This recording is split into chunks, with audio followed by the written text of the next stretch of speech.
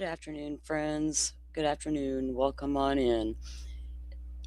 I hope y'all can hear me in the chat. Give me the thumbs up if y'all can hear me and all that good stuff. Welcome in, Butterfly. Welcome in, Teresia. How are y'all doing this afternoon? Hey, 83 Socket. Good to see you. I'm assuming you guys can hear me.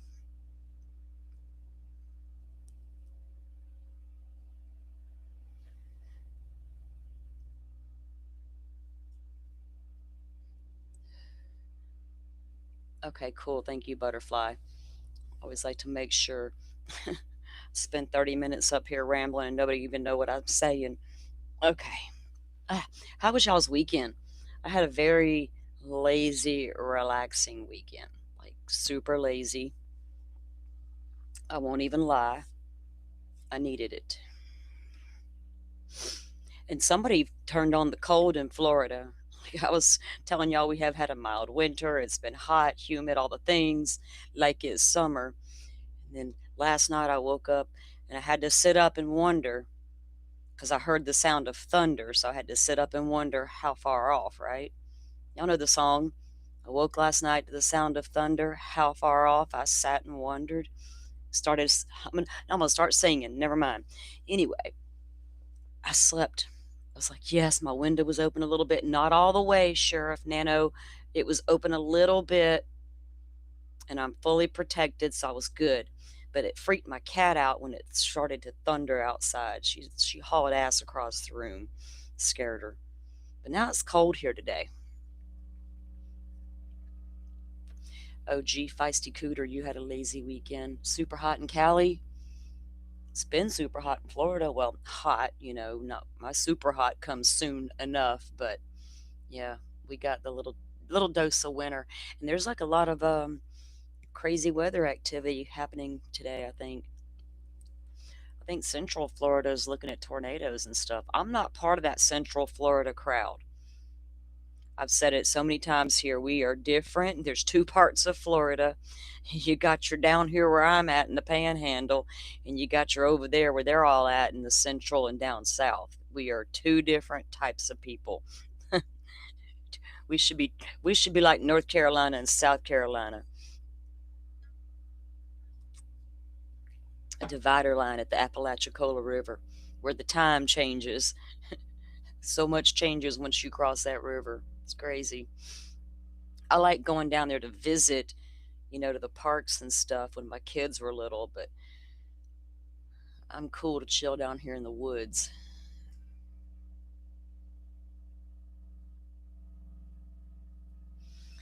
Tracy, 85 degrees yesterday and pouring snow today. Holy, ugh.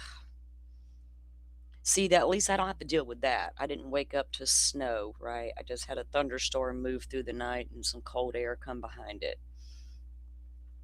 But y'all don't got to deal with hurricanes either, so we're even, right?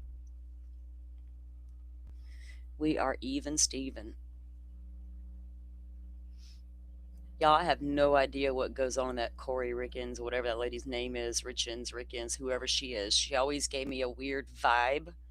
I never wanted to even like be in the room with that lady. It's like something was up with her. And there's something up with her trial. It's weird. I've seen the headlines. I think they're having closing arguments over there today. It's just not.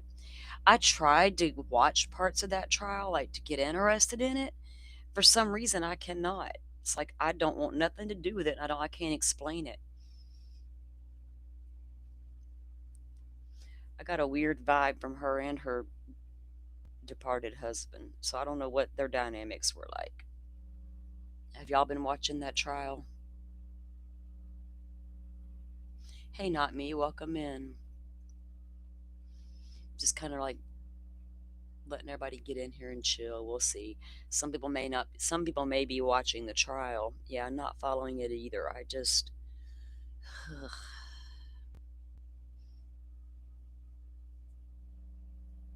Yeah, I couldn't get into it. I don't know if I got like PTSD from Karen Reed trial or what it is.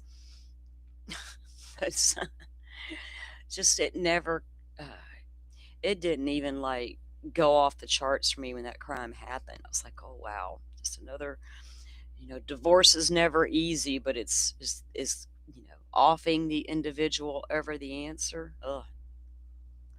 I don't know if she did or she didn't. I guess the jury will decide on that one because I didn't watch the trial to know anything about it. Yeah, I don't know. I know there's been a lot of interesting things apparently happen in that trial if you do follow it, but I didn't follow it enough to know what the interest was in each particulars. You know what I mean? So I have no commentary to add to it whatsoever. I just know I saw that I think closing arguments were happening today. And I did see a clip where it looked like her defense attorney took a nap. That's never good to have your defense attorney doze off during trial. Lord knows it's got to be hard not to, though, especially when you get the experts up there who've got to speak for an hour on their credentials. You're like, wake me when this shit's over.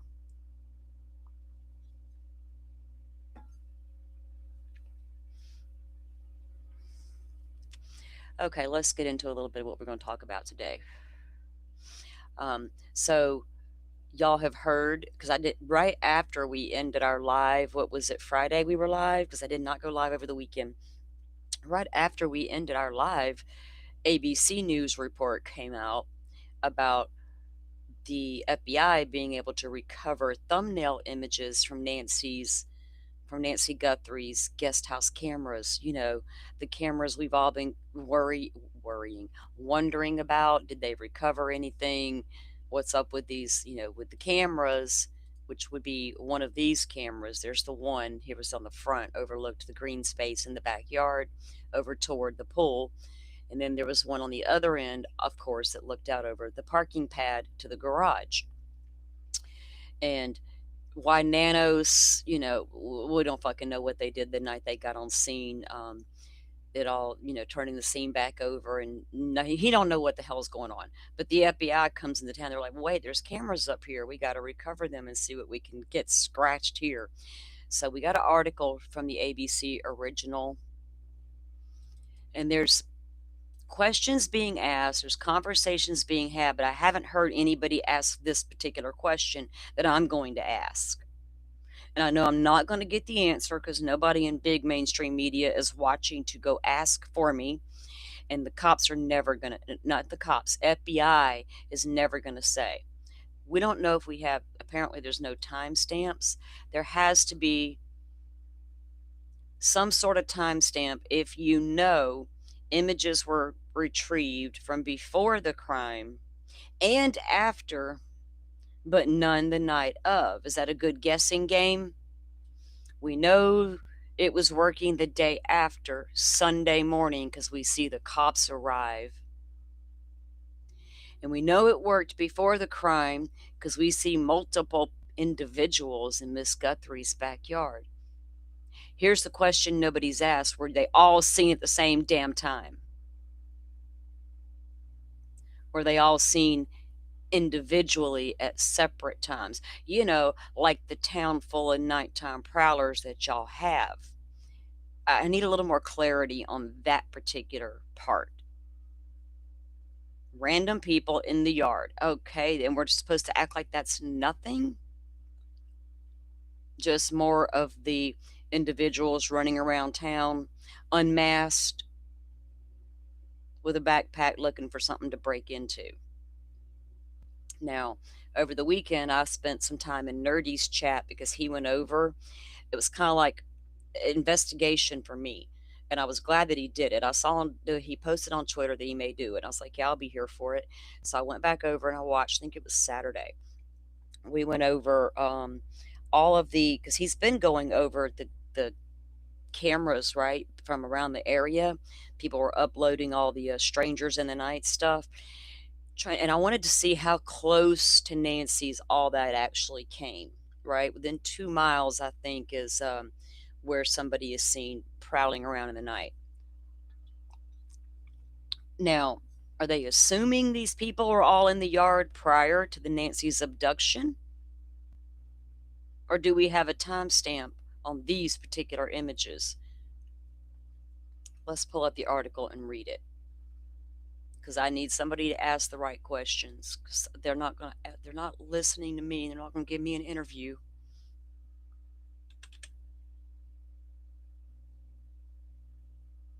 What's today's day? Why was I thinking today was the 18th? Oh, I know why. I got something to do on the 18th and I didn't want to forget like I normally would do. So I've kind of made myself. Now I got to remember why do I got the 18th stuck in my head? Okay.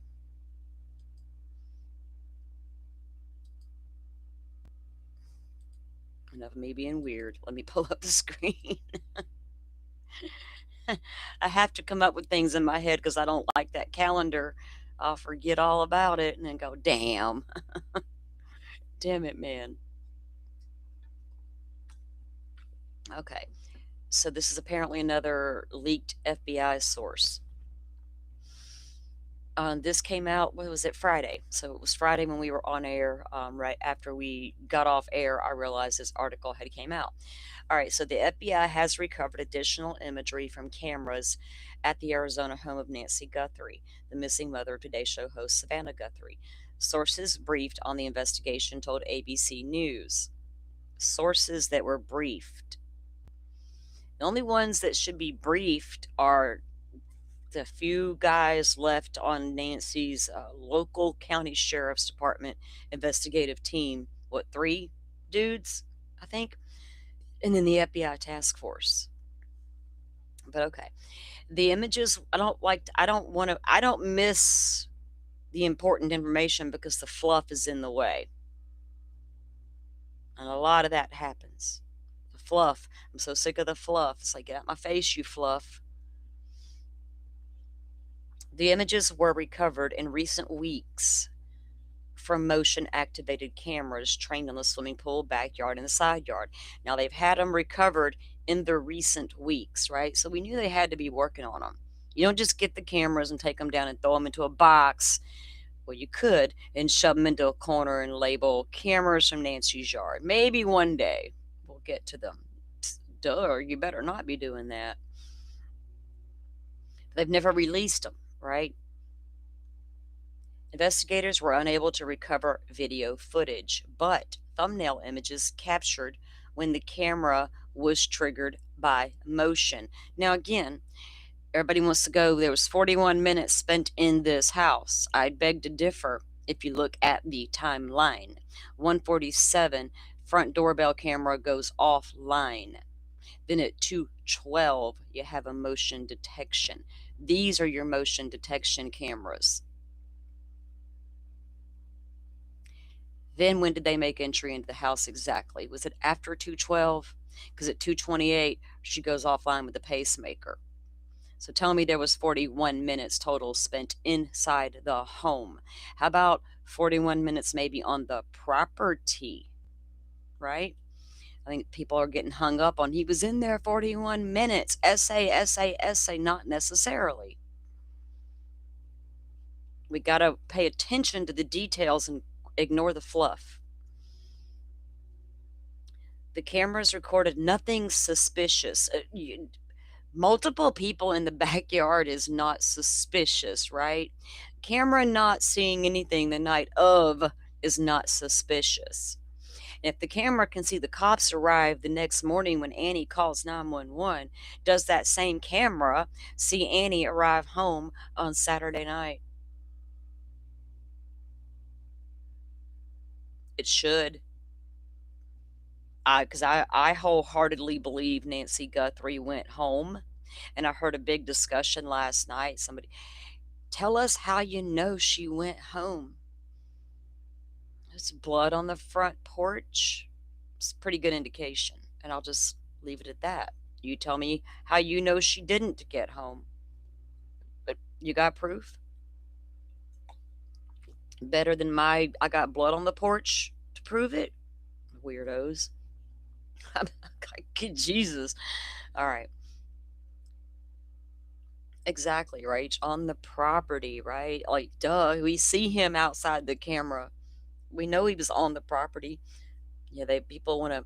If you go into some live streams, they're talking about just that, the 41 minute. I haven't watched a lot of different creators' streams because I don't need to. We're doing our own, but I'm seeing the thumbnails and the headlines, right? And like, where are y'all getting?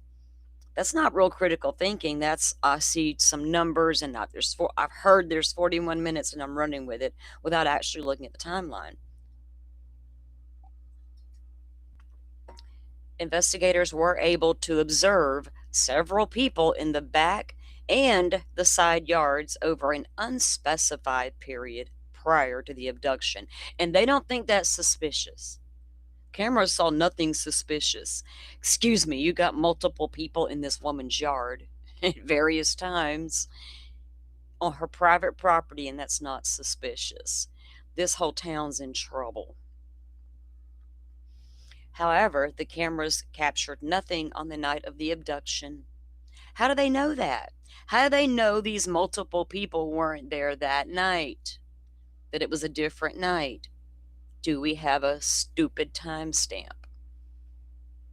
Because if I have to hear one more reporter with a lot of credentials go over this and not get down to the nitty gritty of those specifics, it's like, what are y'all, what are y'all doing?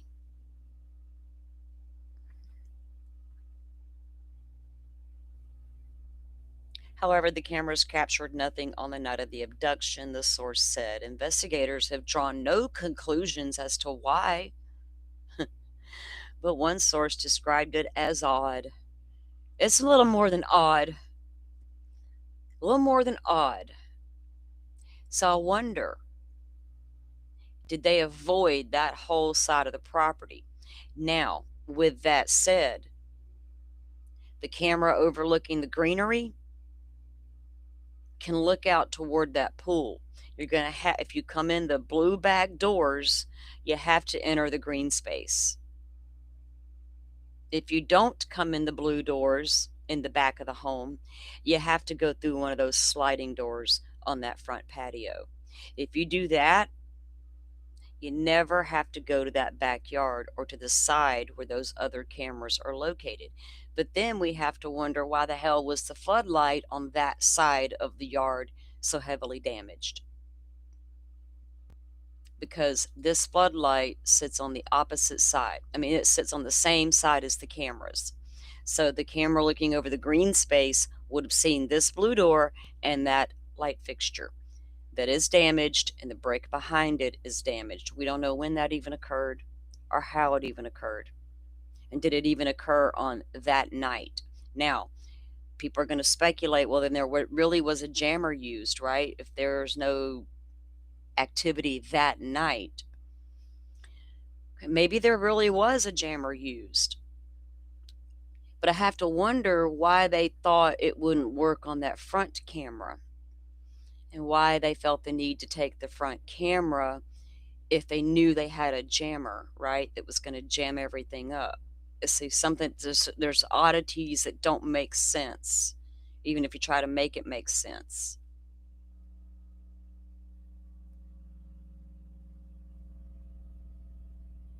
Carrie is saying they lost power and internet the other day because of the wind. When the power came back on, we didn't have internet to the next day, right? The doorbell camera didn't work at all, but the camera in the bedroom, okay.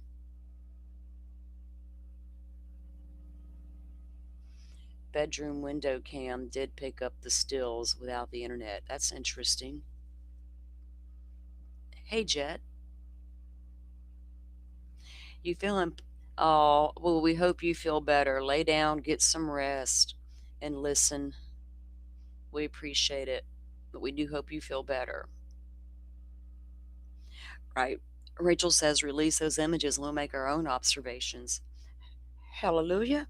If, Rachel, with them being on little thumbnails, I wonder, the FBI's capabilities, right, to blow those images up. And if once they start doing that, how clear can they get them, because they're going to become pixelated? They have their technology, but I don't know if we'll get a clear image of people. But what I want to know, are all these randoms together, or were they solo on separate nights? Because that makes a difference, right? We're trying to figure out if there was more than one person on that property the night of the abduction. So when y'all say there's multiple people in the yard, I'd like to know, were they all together? I know your thumbnail can see that. I don't need to, what else? I get it, maybe not a face, but do they have a mask? Do they all have on backpacks? Do they appear, are they together? There's a lot of unanswered questions there. And to come out and say, well, it's odd and we don't find it sus, and things like that. And then they added a picture here of those investigators that night or that day they all came out with the prosecuting team.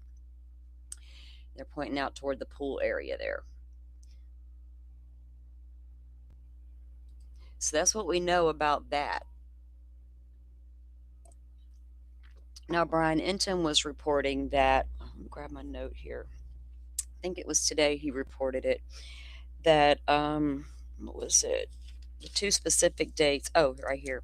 He reported that we already knew they had asked for images or in video going back January 11, specifically around that date. And then again, he says now they're also going back to the date of January 24th. Now, with that said, there's two options I think could be at play there. Is there a timestamp on some of these images that kind of relate to that date, maybe? And they want to see what was on that date. Or did something else somebody else said in the neighborhood or have on their camera that came from that same date, and now they're trying to follow up on anybody else that may have had. So it gets sketchy when you start going into, oh, there's particular dates they're looking at. All those dates are going to be prior to the abduction. So if anything, they're going to be like surveillance of a person that was doing surveillance, right? That might can lead you to who took her. But these dates are, ahead of the crime. But I think they're following up on, well, neighbor B saw this, or neighbor B's camera captured this. Let's go see if neighbor D's camera has, you know what I mean? Because if everybody in the neighborhood began to provide their information up to so think about this. All the ring cam from the neighbors they were asked to upload to the sheriff's website.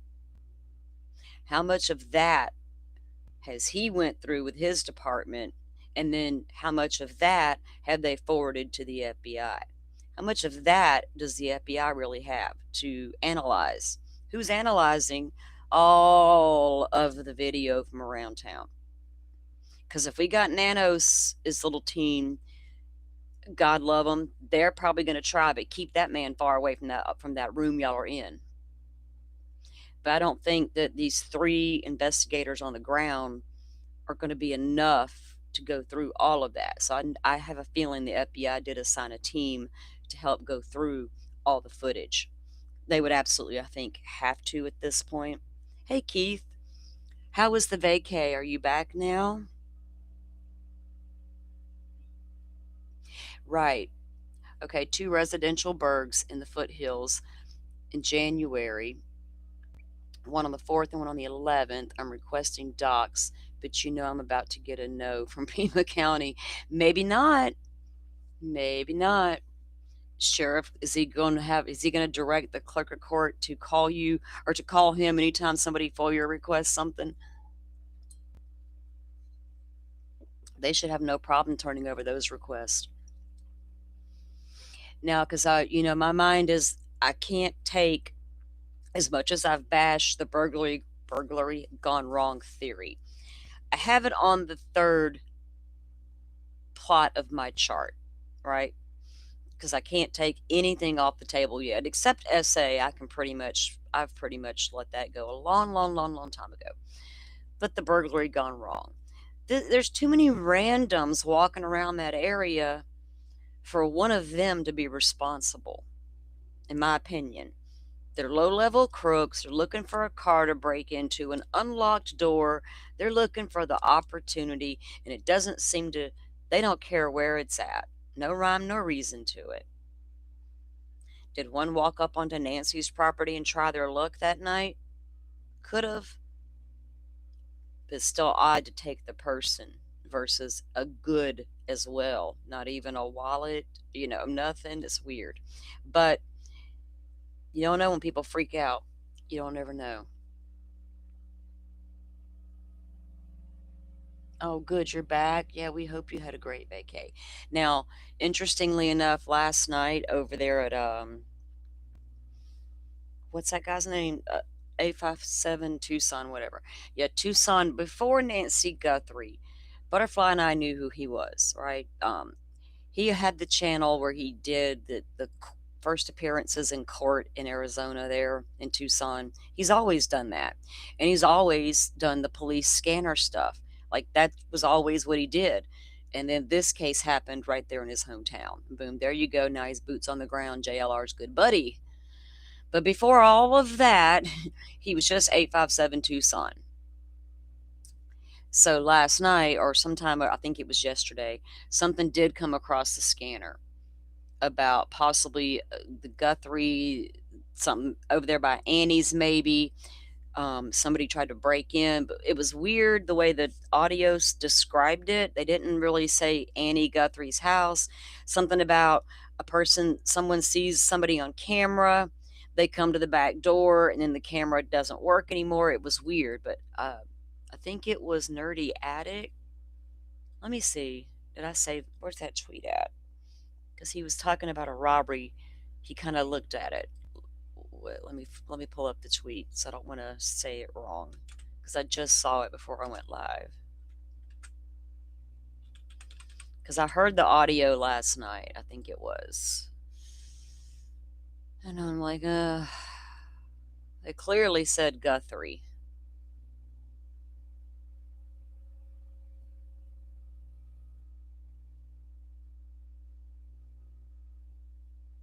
Let me get to the right post. Okay, I think it would be this one where he's talking about it. Okay. Because I like to also clarify stuff we're going to be seeing or hearing lurking around out there. Okay. Last night, a neighbor near Annie and Tommaso's neighborhood reported an attack or an attempted break in with a person trying to enter through the front door. So that would be what was called in, but I don't know why the person said Guthrie the way they did, right? That they were saying it was near, because they didn't play the whole audio clip. I didn't watch that live, so I didn't hear like the whole part of it, but um, like a clip of it, I guess. Yeah, and then I knew it was not the whole thing. And I hate when that happens. Like I don't want to go back and review a whole live to get to that one part. That's a lot of time and effort that I don't know if I'm feeling up to right now. So I hate when the people do that. Clip something. I'm like, now I got to go get the whole context, because I'm a whole context kind of gal. It's easy to make an assumption without the whole context. Context. Um, hang on.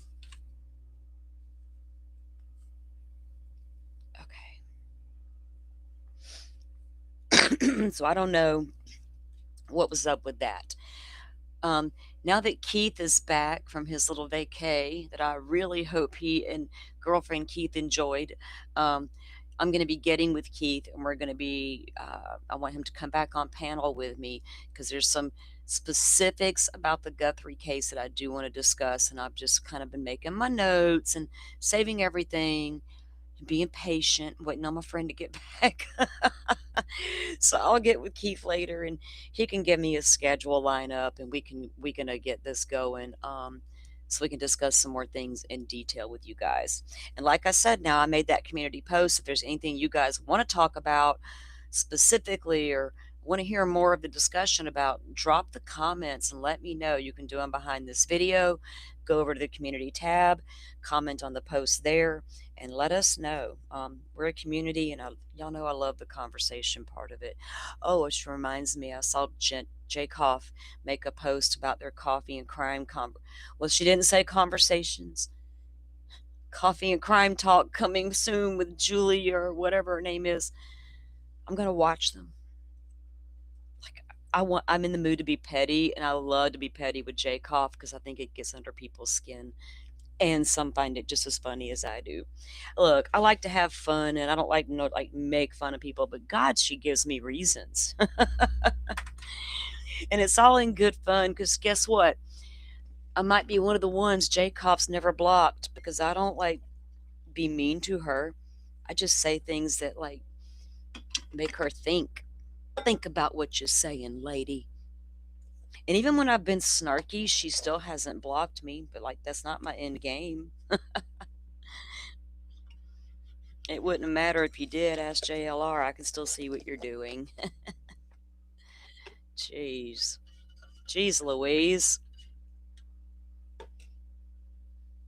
I only have one alt account. It's not really an alt account. It was my old Twitter account for when I was my NFT days, my Web3 days. You have no idea it's me. The name's not even the same. Lordy help some of these people. All right. I had to get up and get coffee, y'all. I'm sorry. I was being lazy. I'm not lazy, but I was talking and getting coffee at the same time. We're going to be cussing and discussing. Cussing and discussing. I told you I was going to steal their tagline. I should tweet that. I'm stealing a tagline. Just a public service announcement. I'm going to tell on myself. So that way we don't have to look, if I tell on myself and confess, then she has no work to do.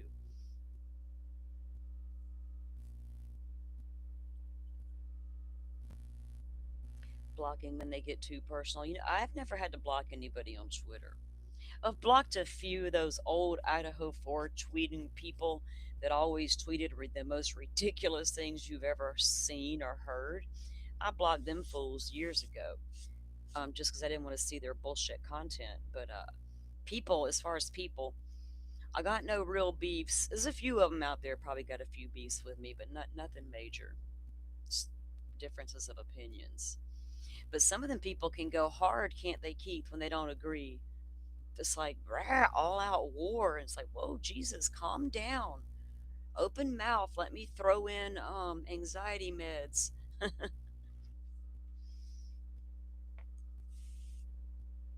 Okay, so something else I want to touch on. Annie Guthrie's car was returned. I hope that Chris McDonough does a whole show on it, and hope he feels better. He has had a lot to say about that car and it not getting returned. It's really been under his skin, right? Like, you know how those things get to us? Like, that's been his one thing is that damn car. Why haven't they got it back? Apparently, they got it back. Now, we heard rumblings, how they had to send the car for repairs because they tore it apart, apparently. Well, they did Koberger's car. And if they're trying to clear Tommaso over there, and you got to do your due diligence, and you're going to find Nancy's DNA in that car. It's a no brainer, but you're going to find a hair or skin cells.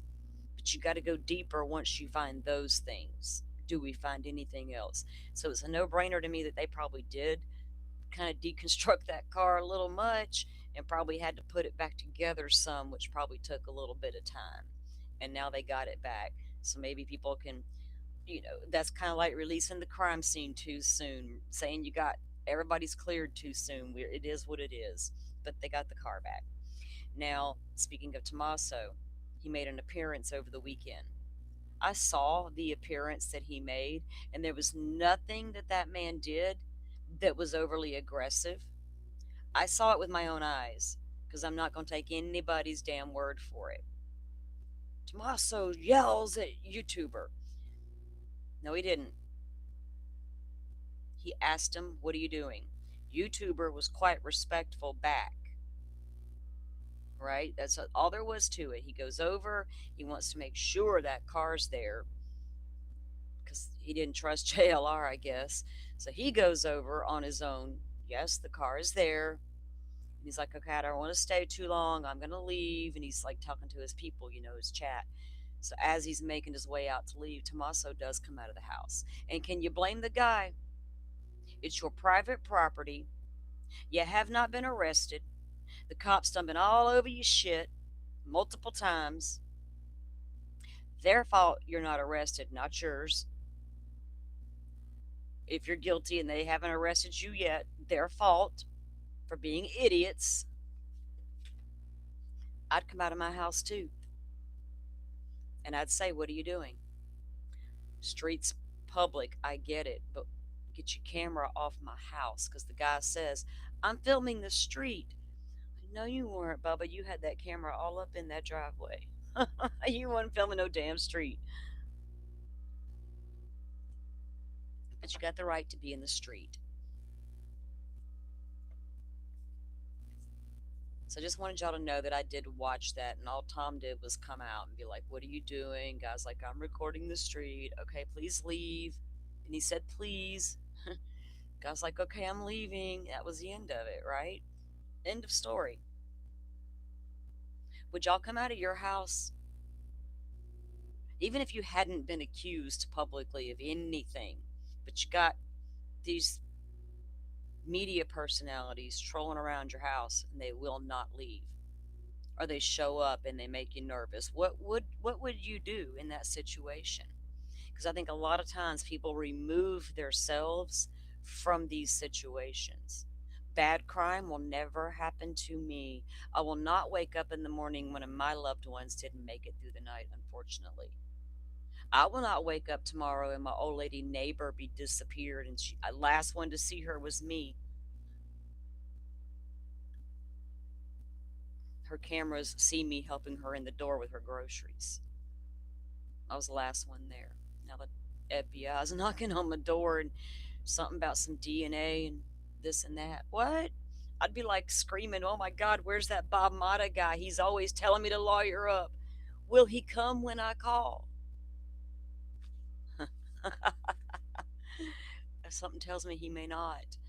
I might have to start a GoFundMe, a Bob Mata defense attorney fund. Go.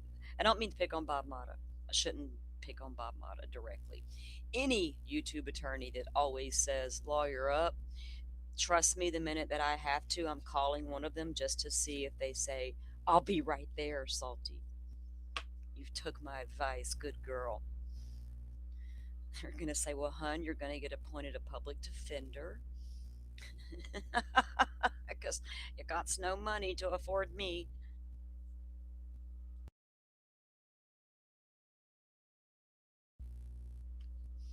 I don't know. They could take it pro bono and it would work out in their benefit, but then they would be obligated to pro bono everybody on the internet. You'd be fighting Butterfly. She'd be fighting.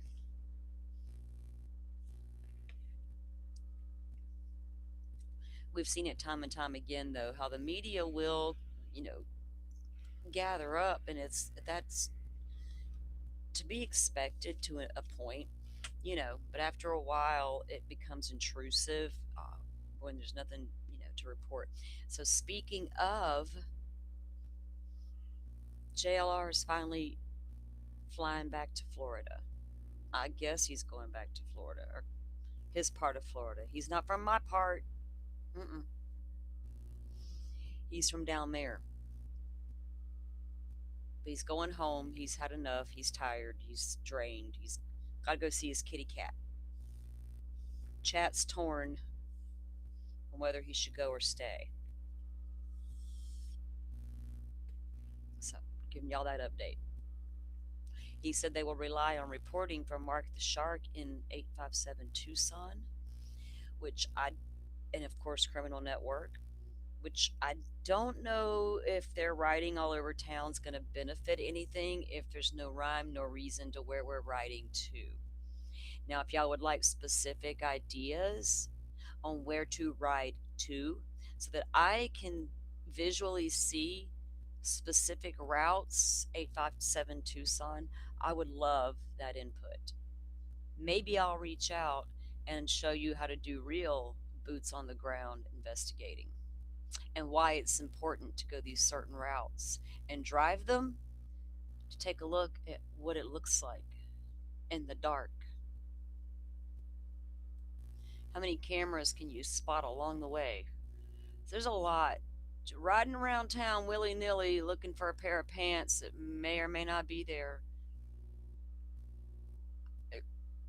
We need to advance our classes, guys. So I'm willing to give y'all some tips. But Keith, trying to be nice. People on the internet go vicious at you when you go after their favorite creators. You don't. I just don't like the creator wars. But I'm a very outspoken individual and can add some commentary to what's going on. That's what everybody does, right? I did not meet. I wish I had that up here. Shoot. I think I look. Did I take a picture of it and put that on? So what happened was, um, JLR is like driving around or whatever, and it maybe I took a picture of it. Let me check. And he goes back to Nancy's. Okay, there's that. Oh yeah, I did. I did. Okay, I don't have it where I can show you guys, but I can read it. Okay, hang on. Let me. All right, so JLR goes out, riding around. Then he goes back over to Nancy's, and he's kind of easing the crowd into I'm going to be going home. Trying to feel them out without making them be all attacking on him to make him stay. So he's trying to feel. It was a whole psychological thing happening. It was kind of funny to watch. It was beautiful to watch, actually. Anyway, from a psychological standpoint, damn JLR is fucking good. Let me just say that right now. That dude's gotten away with all he's gotten away with because that dude is really fucking good at his game. Okay. So he goes back to Nancy's house, and someone took down his tent and they folded up his chairs and everything's right there. And the note says, "Dear media, this neighborhood needs space to process, heal, and gather in privacy as a loving community. Please cover this tragedy from elsewhere so that we may have some privacy, space, and dignity." Now, right after that happened, JLR knew it was time to go. And 857 Tucson went over and picked up the table, the chairs, and the tent, and they cleaned up all their mess. And I was waiting on that. I even commented on 857's when he was back on his way back over there. Yeah, JLR said, "You were going to get that tent and stuff, buddy. Let's make sure we do just that. Let's make sure we pick all that up." And they did. Now, maybe every crazy person watching those live streams locally won't show up on the street no more. Some half naked, some intoxicated, some with binders full of images, some Karens pissed off at the world, well meaning wishers leaving flowers at the front lawn. Miss Nancy's been violated on so many levels. The first one by the freak at the door. And we still don't know why that freak at the door was even at that door. Lordy, lordy. I've got so much to say still. You can't, no, it's, look, those donations still come in that we understand now. Go home, get some rest, check on your kitty. You know, documenting this for us. I'm a documentarian. What? Butterfly, thank you for the reminder. Psychics. What was that remote viewer? Setting up tables outside. We're going to do some remote viewing. That's not how you do remote viewing, ma'am. Not at a table outside in front of a yard with random people around who don't have the same energy. That is, see, ma'am, you got nothing on the lady who come over there and left the altar and lit a candle and said a prayer in her Spanish language. That lady was real. And I was completely moved the day she showed up. Everybody else showed up because they have good empathetic hearts. That one lady had a whole different energy than all the rest. And I appreciated what she did. and I was there for it, and I joined in with her.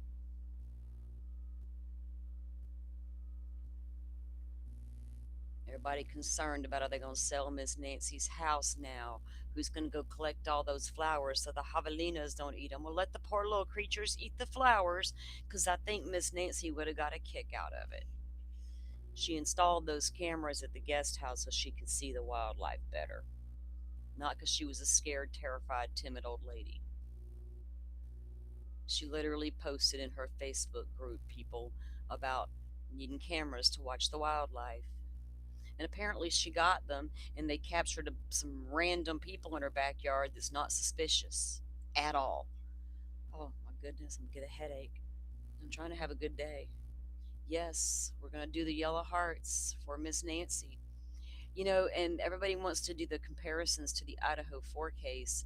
And at this point, that's the only thing going to solve this case, just like it was the only thing that solved that case. Yeah, there was a big investigation going on as to who killed those kids in that house that day. An investigation that was going absolutely nowhere. Interviewing the only suspicious friend that got interviewed was one of the roommates. And boy, as an investigator, when you hear that story, you're going, what the fuck? Your head is spinning. What do we got here, boys? But the more they dove into it, and they interviewed her and continued to interview her and interviewed all the other people, all their friends, every damn person they went to college with or ever had a contact with. Nothing, right? All up in Kaylee's boyfriend's shit, all up in his mental health records at the university. I mean, they all up in that one dude's apartment that walked him home, the girls, hoodie boy, hoodie guy, Showalter. I mean, they was looking everywhere, no stone turned, whatever you call that saying, unturned. Except for the big thing that WSU had a guy who drove a white Elantra that his ID said he had some bushy eyebrows. But the year of the car is not the year they're looking for in Moscow, 10-ish miles away.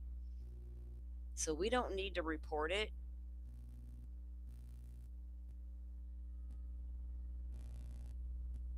Meanwhile, FBI is doing investigative genetic genealogy on the DNA found from the knife sheath. Single source male DNA, touch DNA, skin cells on a button snap where he touched it.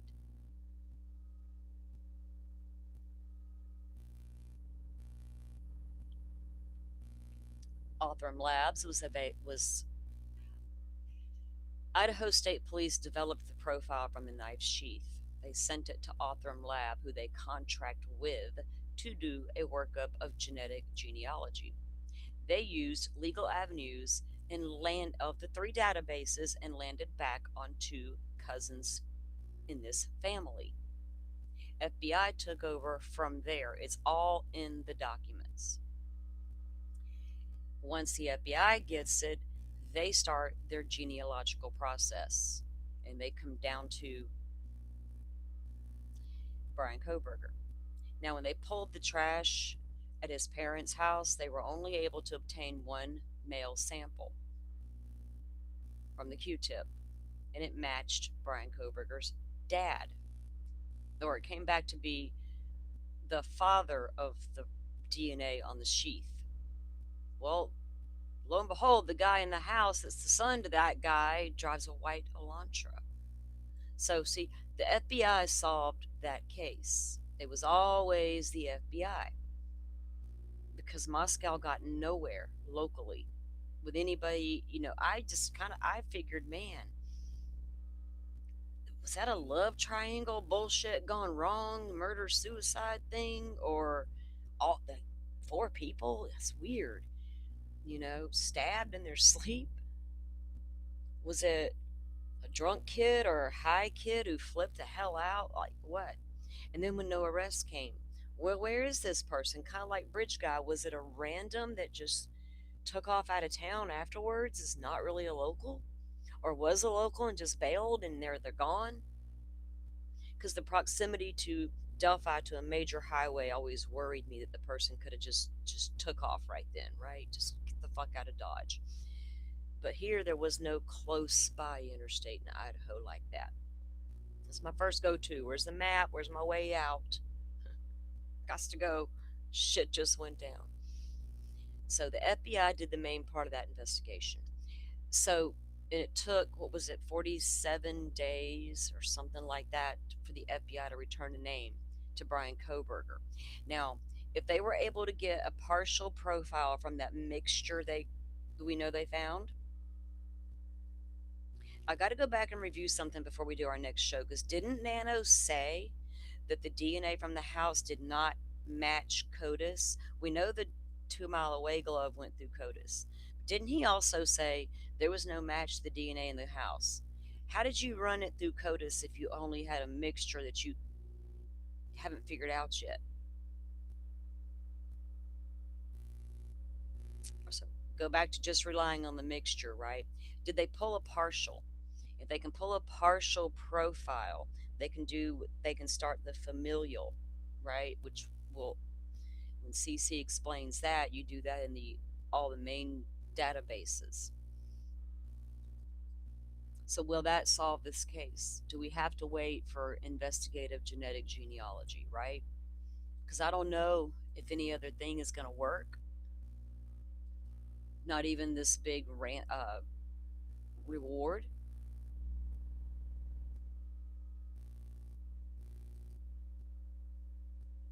Like there's not one person out there who's not involved at all, right?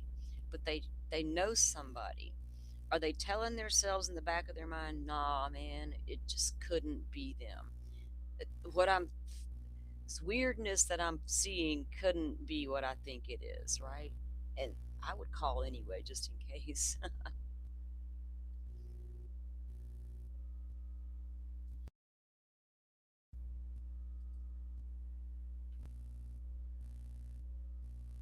Okay.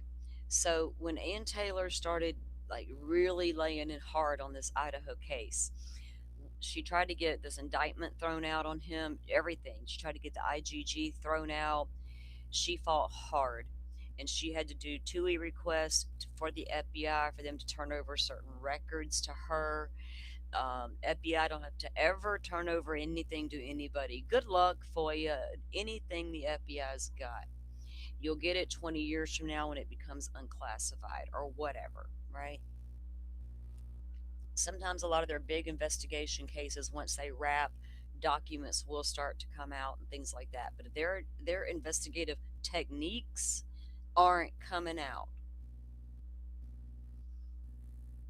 Because man, when I tell y'all, Ann Taylor tried that lady, like it was a fight against the FBI every step of the way. It was never a battle between Ann and the actual department. These are people she worked with all the time, prosecutors that she's always worked with, things of that nature. Um, she gave it the good fight. I will say that. Oops, that's not it. All right, so this is the latest document that came down in the Idaho 4 case. A lot of y'all know that we've been waiting on them to unseal the documents, the great unsealing that started, then nope, we changed our minds, then it started again, then it's like no, brakes on again. Makes you really wonder why. They don't want to cause me to have reason to think shade is happening because, man, I'll give it to them. Just like they lied in the probable cause affidavit about how WSU discovered this white Elantra. You mean the one that they didn't think was relevant? The fuck's it doing in your probable cause affidavit instead of IGG? Why? Nervous much? The chief come out and told on y'all. Order on state's motion to reconsider unsealing of certain records. Now, when I read the ones they're going to talk about that were already dropped, I was kind of like surprised that I saw certain names, okay, that just certain things pertain to the FBI because they're like secret, right? Before the court is the state's motion to reconsider the unsealing of certain documents related to the Federal Bureau of Investigations or FBI records. Specifically, the state requests that the court redact from court records the FBI agents' identities and contact information on grounds that the information is confidential and exempted from disclosure pursuant to Exemption 6 and 7 of the Freedom of Information Act, known as FOIA. The state has identified 11 records containing this information. So they only have like 11 records with these FBI stuff out of all I mean all these warrants. I mean this damn doc website for this case is so long, right? So fucking long. 11 records containing this information, 6 of which have already been unsealed in part or in full and made public, and 5 which are pending partial unsealing. Partial unsealing. It's only got 5 left out of these 11 to go. The court agrees that absent a showing that the public interest in disclosure outweighs privacy concerns, Exemption 6 and 7 protect against the disclosure of the identities of federal employees involved in law enforcement. Exemption 6 precluded disclosure of the names of FBI agents involved in criminal investigations absent showing that the public interest in disclosure of the records outweighed privacy concerns. The thing is, you don't really want all their names out there willy nilly because even in the Guthrie case, Mike Ruiz or Ruiz, whatever, um, he he commented in one of his tweets when the FBI raided, I think it was Luke Luke Daly's the car, the Range Rover. Anyway, one of the FBI agents on the ground, Mike said he recognized as being one on the ground in Idaho 4 when he was out there covering the Idaho case. Now, names like Nick Balance, they're out there. It was out there. He testifies at trials, right? There's going to be certain names that are out there, certain names that aren't, but they don't want them out there, and it can cause danger to the officials as well, harassment and all this stuff. Okay. Typically, the only time the public interest outweighs the privacy interest is when the FBI is accused of wrongdoing or other misconduct. And I can agree with that. If they're being accused of stuff, hey, we need to know these names. It's all out there. You don't get special privileges. Holding categorically that unless the names of federal employees appearing in law enforcement files are necessary to confirm or refute compelling evidence that the agency is engaged in illegal activity, the information is exempt from disclosure under Exemption 7.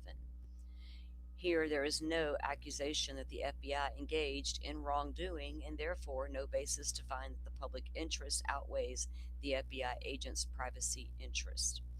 Thus, had the state objected to the revealing of the FBI agents' names and contact info when provided the opportunity. Now, why didn't they do all that from the beginning, right? Redact all, there was only 11 of these documents. What has become massively clear is there's like a very tiny little clerk of court's office there in Moscow, Idaho. I think what ex Chief Fry, his wife, which I doubt she is anymore because they moved. So I'm sure she moved with her husband, but she was once the clerk there. I don't know who the clerk is now. We've seen the clerk in Delphi take forever and a day to do one little tiny thing. Um, Court compelled to have to do shit. I don't know what is going on over here in Idaho. They can never get, they even, did a big 3,000 photo dump of unredacted, just a couple of photos where you could still see a little bit of Xana, and they took all of those down. They're all back up now. I just haven't pulled them back up to review them. I really don't know what I can take from any of them, except to see a gory crime scene.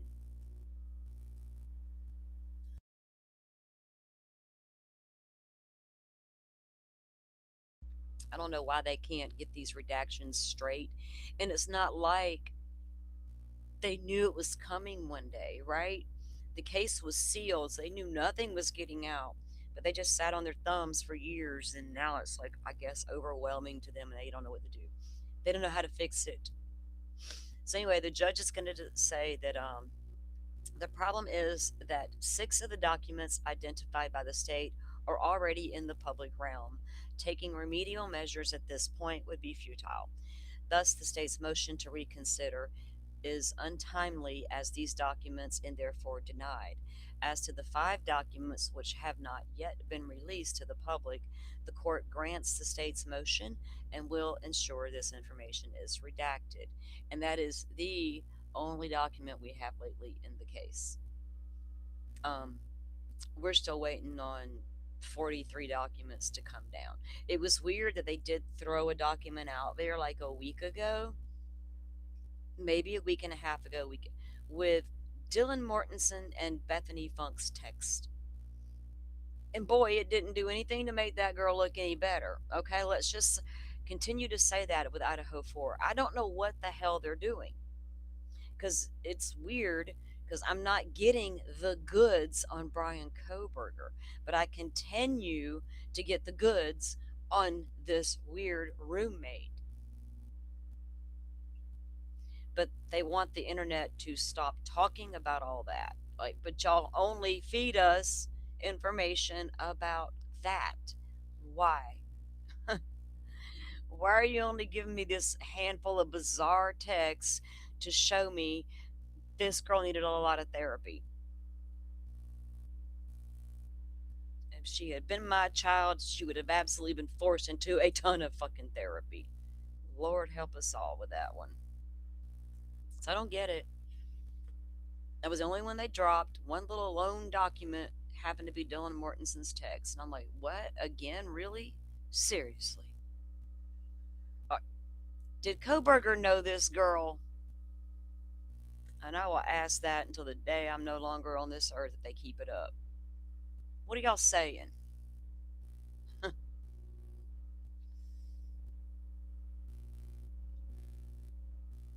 Yeah, and it is tiny, Rachel. They didn't close their little jail down there in the basement. It all got like decrepit or whatever. Koberger went from being housed in a tiny little jail cell in Moscow, Idaho's basement over to where the big boys are in Ada County. And from there, he got to go to the prison right outside of Boise, where the vent people live.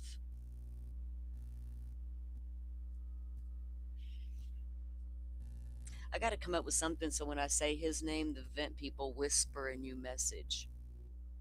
Oh, that'd be fun. Okay. That would be really fun. Hold on. Okay, I got to manifest that later.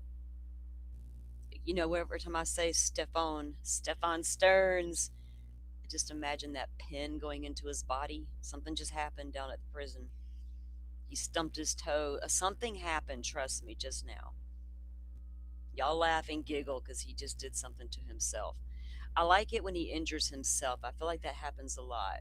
Stefan injures himself a lot, like a smashed thumb situation.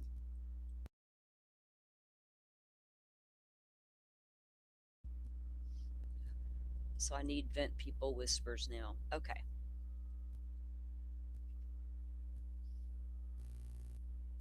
I'm an energy person. They can feel that energy, can't you, Stefan? that dude, that dude, I swear. I hope he's enjoying his stay at Florida State Penitentiary. I hear it's nice down there.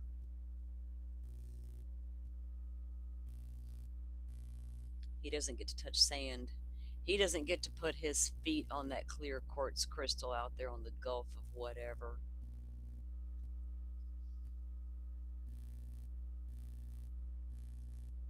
I can't say whatever it's called now legally because it's just not in my blood. And I can't say what it's normally called because people are like, oh, they think I don't know that my own Gulf's name has been changed, but they don't understand. In my brain, it's not changed. Okay, it's not. I could care less who owns it. It's a body of water, for God's sake, and I know it the way I know it. And I like to call it the Gulf of Mexico. It's pretty. It's pretty out there. All right, so we went over the WSU lawsuit, right? That was filed by the families of the victims in the Idaho 4 case, and they've all joined in the suit. We went over that very long document and all the allegations that were laid out against WSU, right? And they went into pretty damn detail. Remember all the complaints that WSU had received on Koberger, all of the investigations WSU themselves was doing on Koberger, the disciplinary problems they were having with him, all of the things. Well, they finally, WSU did reply to that. They have also filed, let's see, so the original suit was filed January 7th in Skagit County Superior Court. And then on January 27th, it was transferred to the U.S. District Court for the Western District of Washington. So they made it a federal case. And the reason was for the Title IX, because the Title IX came about, it's Title IX violations, and that came about as a landmark civil rights case from 1972, and so it's in compliance with, it's an educational thing. So because of that, they were able to get it moved to federal court. Now, when you get to federal court, everything becomes kind of locked down. Just weird, you know. Well, WSU happens to also, we went over, they have already been involved in prior lawsuits that were not good, pertaining to sexual harassment and things of that nature. They're also currently involved in another lawsuit pertains to their sportings department, to the sports arena, right? The Pac 12 conference. And that is a $55 million lawsuit they're involved with. And that case is still active and happening. I think the trial is actually slated to start July 6th of 2027, and it's an antitrust lawsuit filed out of California, and I think it involves WSU and Oregon. They're like the only two teams left in that Pac 12. It's a big deal, guys, and it's like a 50 to $55 million lawsuit they're involved with. They got a lot going on lawsuit wise, you know what I'm saying? And now you got this huge lawsuit added on. So let me pull up my document on that.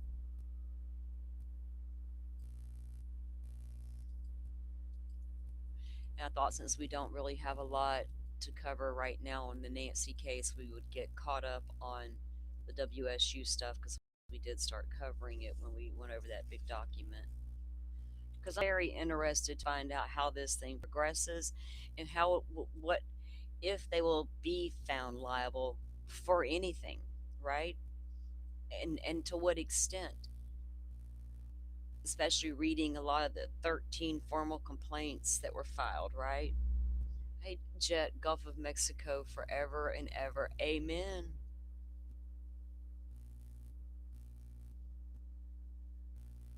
Makes me want to go there. I just went there in my head for a second. It's windy out there, so it would be nice. It would be really cold on the Gulf today. Man, the last few days would have been perfect. And the shelling in the wintertime is the best time to go.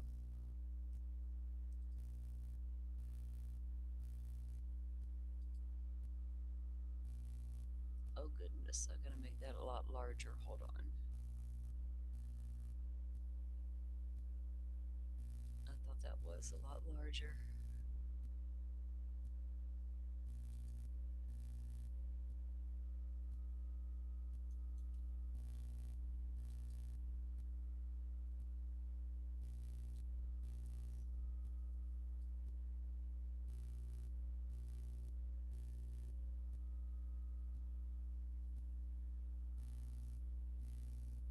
Oh, goodness. What the hell has happened to you?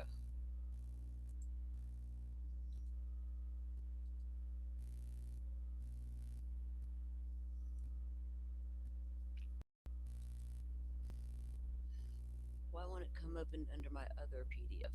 Wait. Oh, wait.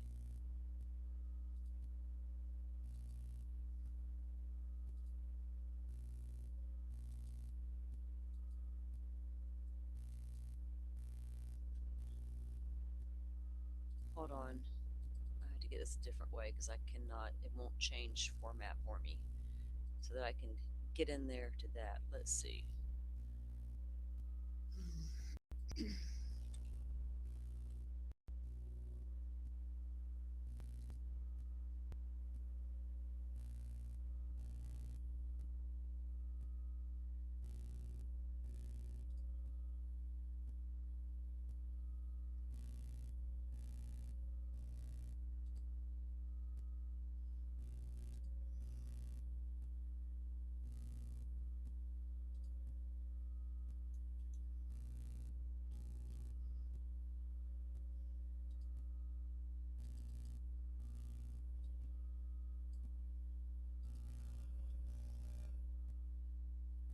I have to go get it in a different format, guys. Give me a second. Let me go grab it because it's not going to open that way where I can have complete control. Let's see. It's not that one.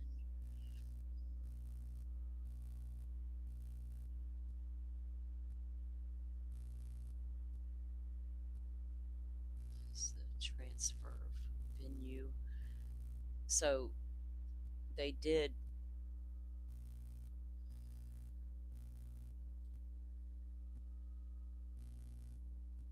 they have filed for a change of venue in the case as well. Okay, this is it.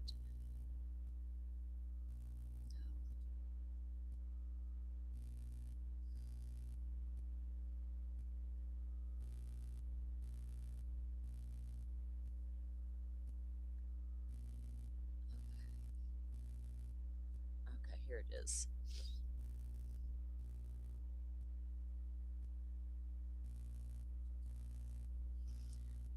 There we go. Now we're running like normal. If I have a normal. Okay,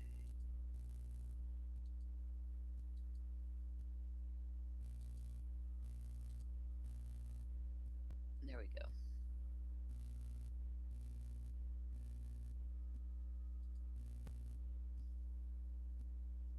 Okay, so this is defendant Washington State University's answer to plaintiff's complaint for damages. Okay, I was just checking chat. Y'all being quiet right now. Y'all give me a moment to get my shit together, didn't y'all?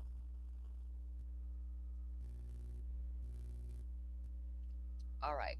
So this is the introduction. So this is defendant Washington State University in answer to plaintiff's complaints admits, denies, and alleges as follows.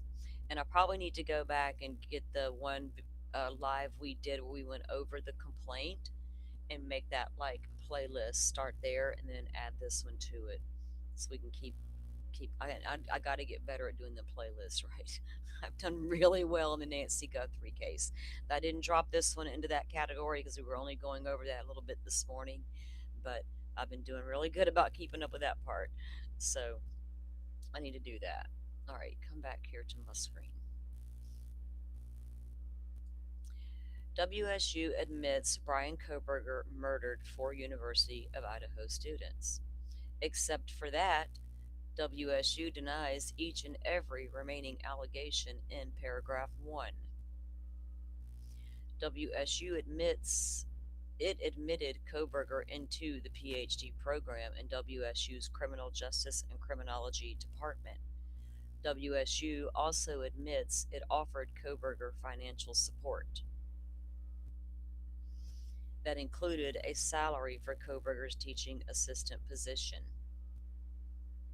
health insurance, and resident tuition waiver. WSU further admits that Koberger was provided with on campus housing.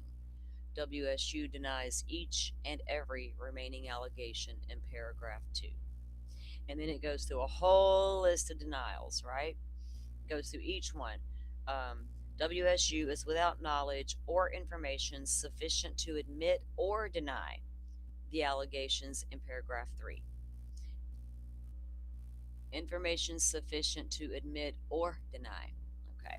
Except for that, WSU denies each and every remaining allegation.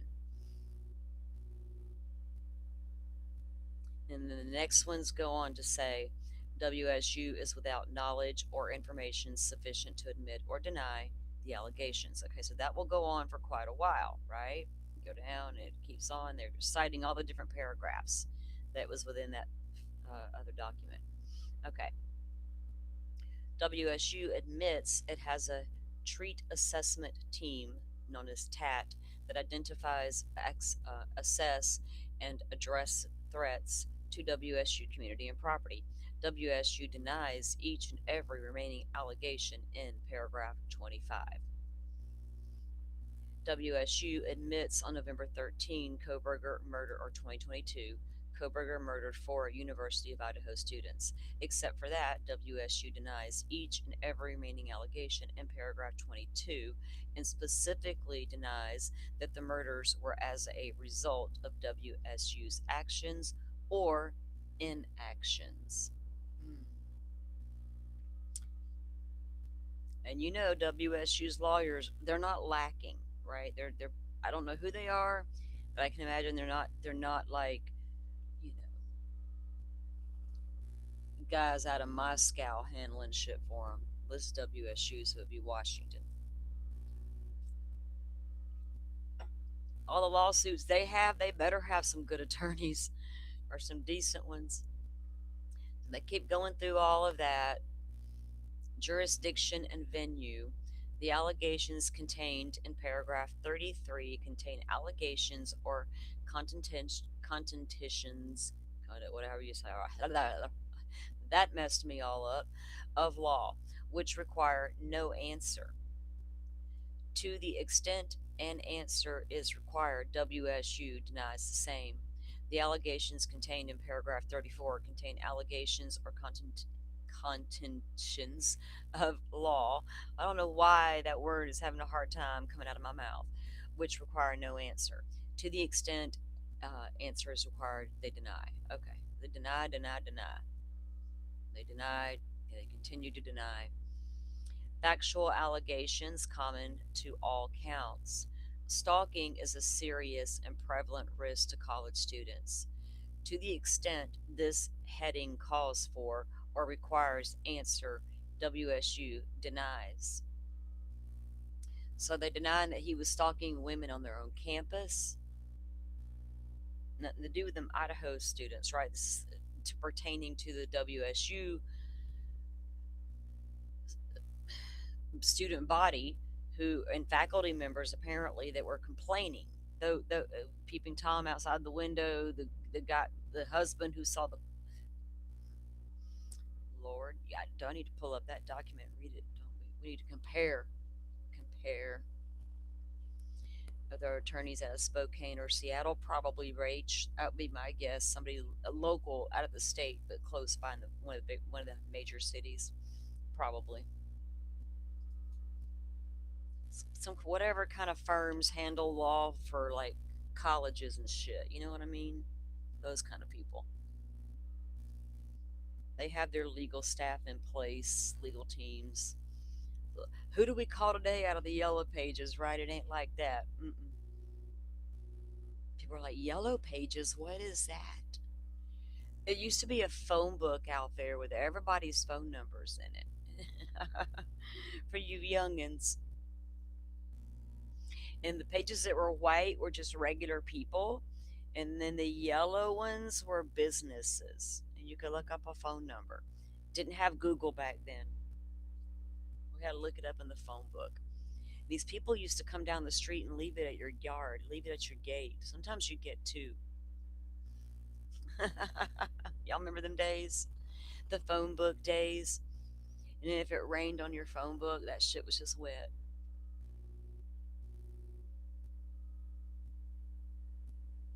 All right, denial, denial, denial, denial, denial.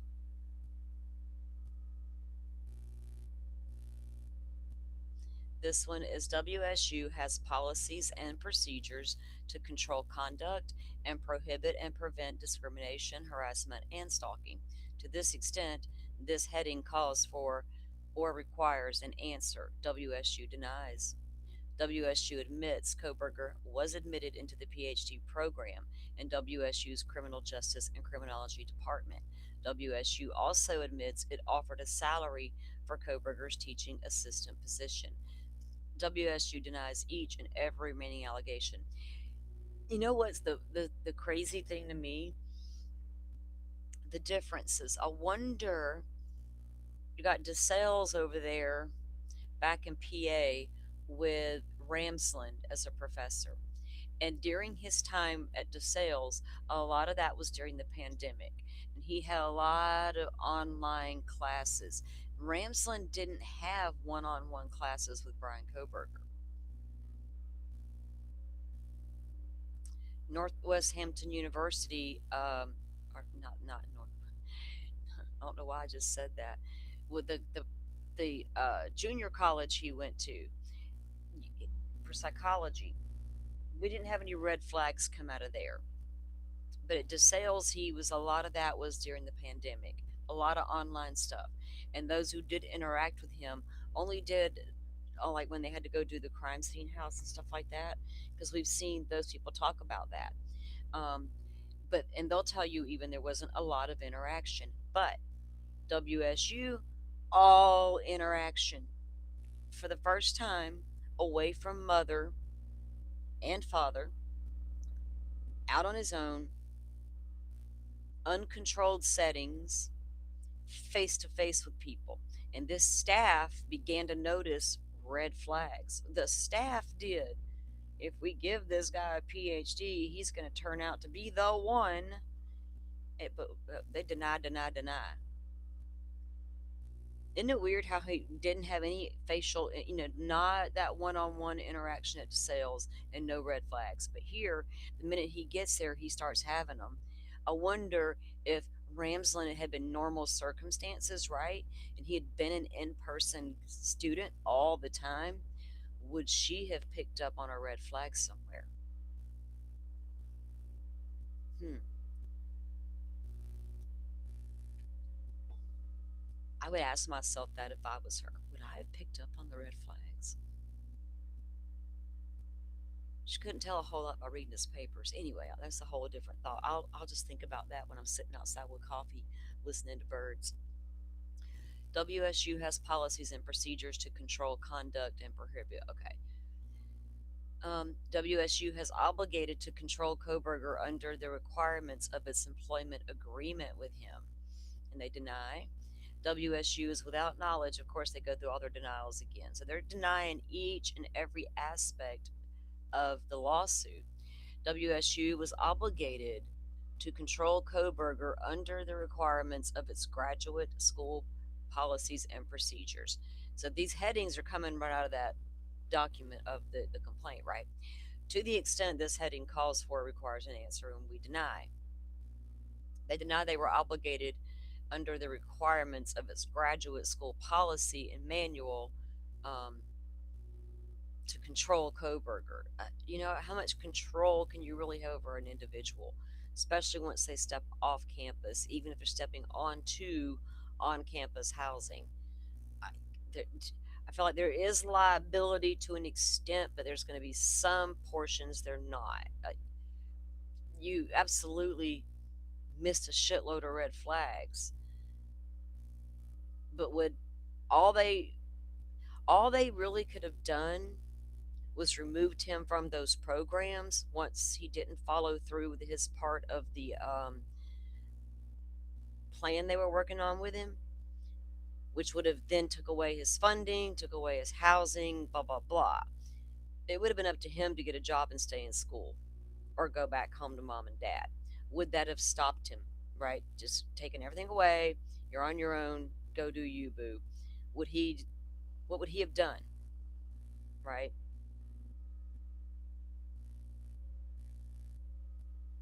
Would he have went on over there toward Moscow and just did it then? WSU was obligated to control Koberger under the requirements of its Department of Criminal Justice and Criminology Graduate Handbook. But on the other hand, if they can prove this university knew this guy was problematic and predictions were being made about him, yeah, what that and y'all did nothing. That's a hard pill to swallow. Always back to the mother with this one, Butterfly. That's why we took that plea agreement. WSU was obligated to control Koberger under the requirements of the graduate policies, and they're denying that again, again, and again, and again. Okay, let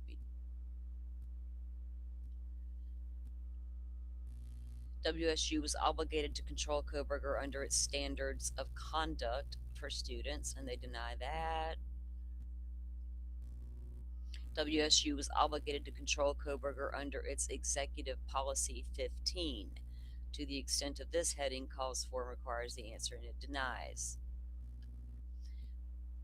What was Policy 15? WSU was obligated to control Koberger under its Executive Policy 42. Hmm, I want to read those policies. WSU admits EP 42 is titled Policy of Threat Assessment and discusses TAT's purpose, composition, and responsibility and authority and their methodology. WSU did not. We read about them in that document, remember, guys? They were, uh, the threat was sent over to them. Then the lady didn't get the. Wait, that one lady got the email and then didn't do anything. See, WSU, you got some problems. Did y'all read that complaint real good? Flat out denying it. WSU was obligated to control Koberger under its WAVR 21 threat assessment and intervention protocols, and they deny that. We read about that too in the document. That document was over 100 pages long. Do y'all remember? It's been a minute since we read it. Right after it was filed, we reviewed it. WSU was obligated to control Koberger under terms of WSU's family and graduate apartment agreement, and then they denied that. Now, if they can find proof that he's the one who went into that chick's apartment, who was also living in the same housing for the same reason, student housing, funded by the university, the one that said that he came over to install the cameras because she got upset because somebody came into her apartment. She was friends with Koberger. We think she liked him. Um, she says she baked a cake and it burned a little, and so she sat it on the counter to cool so she could throw it away. But somebody came over to her apartment and moved the cake. They were in her house. They did something with a medication. I can't remember exactly what it was. It was in the bathroom. And they took something valuable to her only out of her bedroom. She says in the documents Koberger knew about that, whatever that was. I can't remember exactly what it was. It was only special to her. So then she got scared and thought somebody was in her apartment. Koberger comes over and installs these cameras for her. Did he have the app to her cameras on his fucking phone? I want to see the Celebrite report. Did he do that for real? Like, do we know? If they can prove he did anything like that to her, wouldn't that violate the graduate apartment agreement to keep that girl safe? Where's her lawsuit? Oh. Telling you right now, if he had that app on his phone, he probably deleted it with his little wiping tools. He's like, oh shit, my sheath. I better delete that girl's app real quick just in case. Wiping tool, where you at? Did you use WSU's forensic data wiping tools that y'all work with every day in your criminology department? That's what I always wondered the second I heard forensic data wiping tools. Even so damn good, Bernhardt can't figure that shit out. She wants to know what you used. What's sophisticated enough that he could have used? Let me think on that. A downloadable app that everybody could use? Nah, certainly not. What could he have used? Oh, maybe it was forensic data wiping tools used by the university. Maybe, just maybe.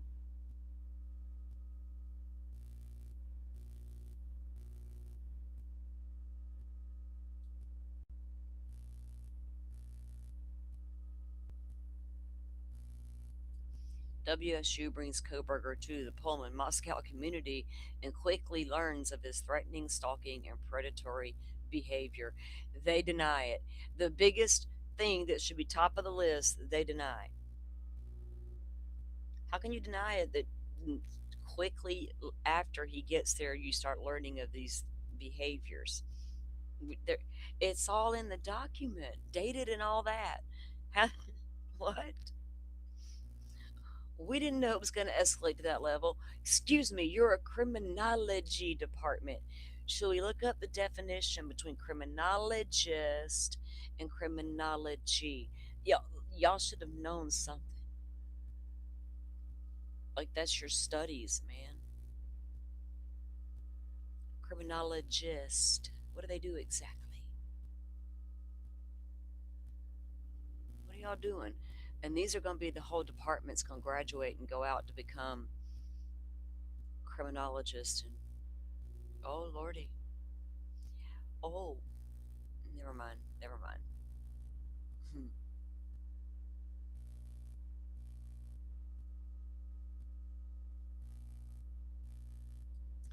Koberger, Koberger commits mass murder, which was foreseeable to WSU.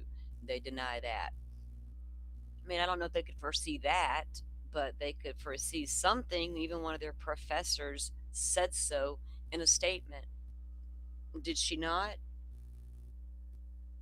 If we give this guy a degree, he will go on to sexually harass his students in the future, among other things. That was her prediction. But they deny.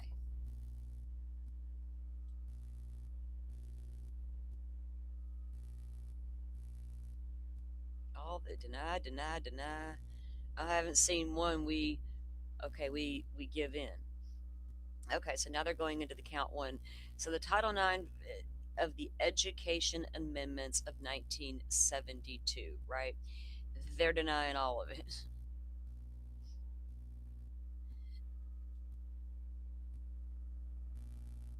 Damn, all these rules they claim they did not violate.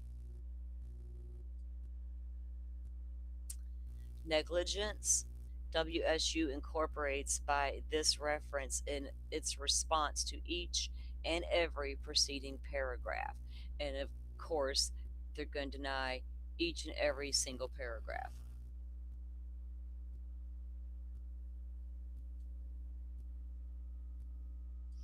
And so, like, the allegations contained in paragraph 455 and under that one heading. So we go pull that document, we can go see the exact allegation, right?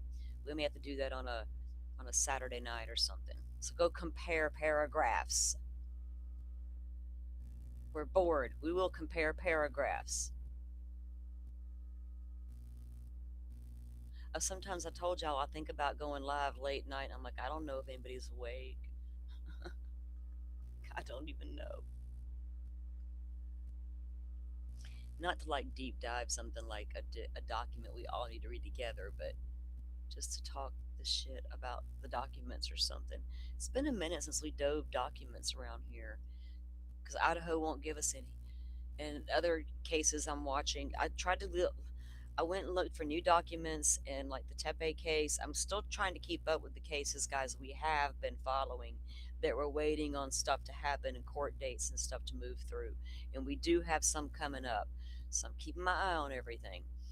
Um, Survival claim, outrage, WSU on the outrage count. They deny all that. Survival claim, Kaylee Gonzalez. The allegations contained in paragraph 468, 87, 88, 89, all the way down, they deny. Wrongful death claim, Kaylee. Survival claim for Madison. Wrongful death claim for Madison. I'm sure it will repeat for Xana as well as for Ethan. Oh, come on.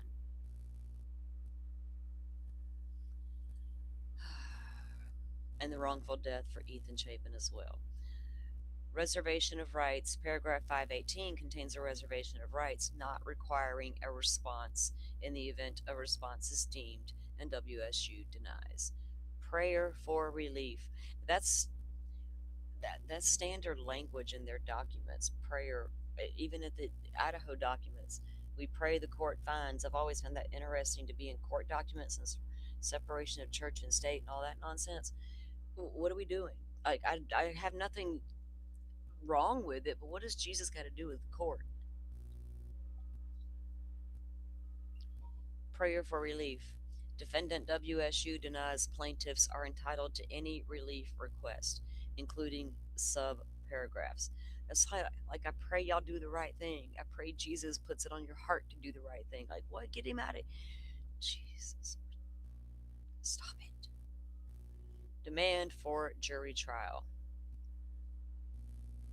That doesn't require an answer, and they're like, we're just not required to answer, so we're not. Allegations not expressly admitted are denied. Multiple allegations were embedded in most of the paragraphs to plaintiff's complaint for damages, and indeed in many of the individual sentences in the paragraphs. While WSU made every effort to address each allegation, WSU is aware it may be possible to interpret that a particular allegation was neither admitted nor denied in this answer. Accordingly, in addition to the admissions and denials stated herein, WSU denies any allegations in the plaintiff's complaint for damages that has not been expressly admitted to denied. Admitted to. Expressly admitted to or denied, maybe I should say. I don't know.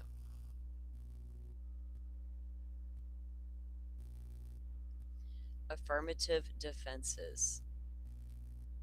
By way of further answer and first affirmative defense, defendant alleges that plaintiff's damages or injuries, if any, were caused by the fault of a notary, a non-party for purposes of RCW point.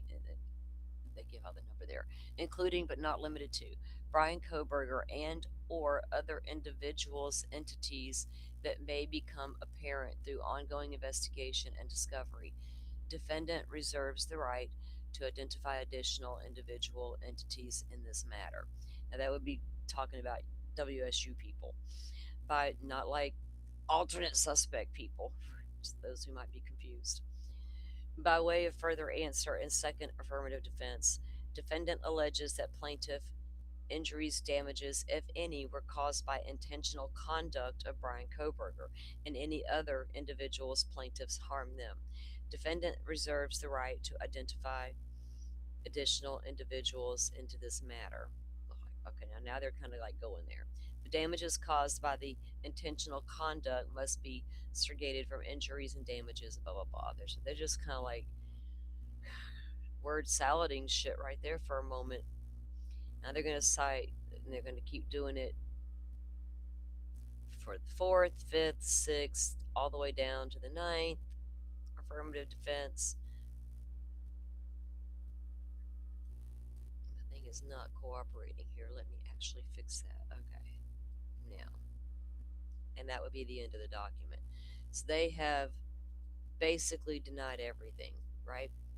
In all the allegations in the lawsuit, and they have to be held accountable. Butterfly says, yeah, I mean, if you read the allegations that were laid out, and before that lawsuit was ever filed, we already knew some of the stuff because we read it in the documents that came down from the Moscow website, right, that released their sheriff's department investigative documents, and then the Idaho State Police were releasing batches of their documents. We were seeing it in that stuff. The court stuff is still all the sealed stuff, everything filed in the court. But as far as the investigation aspect, they're releasing all of that. So we could see through all of that that people at WSU were complaining and filing reports and doing this and saying that, and then we have this lawsuit that came out once all of that was laid out there. It was like, whoa, what's happening here? Um,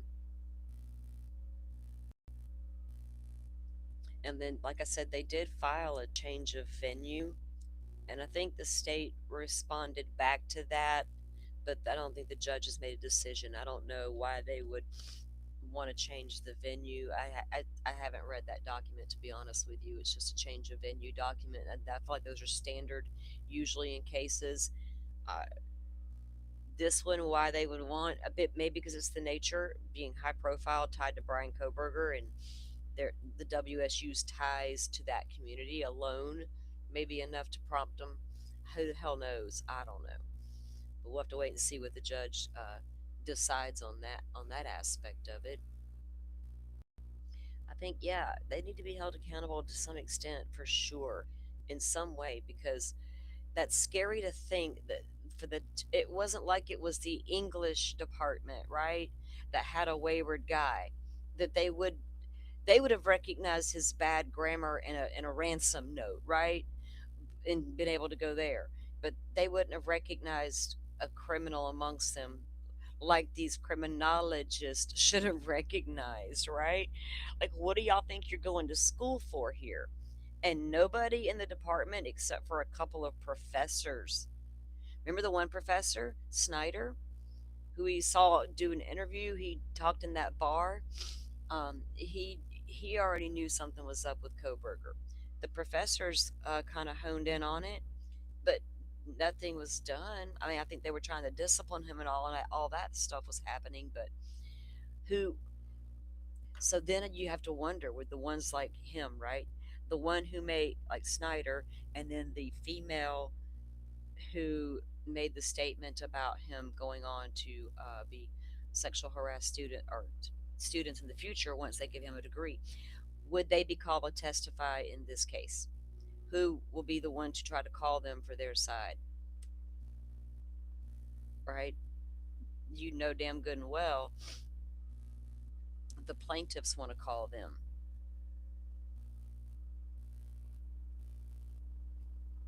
That's who you'd want to call if you were the plaintiff in this case, right?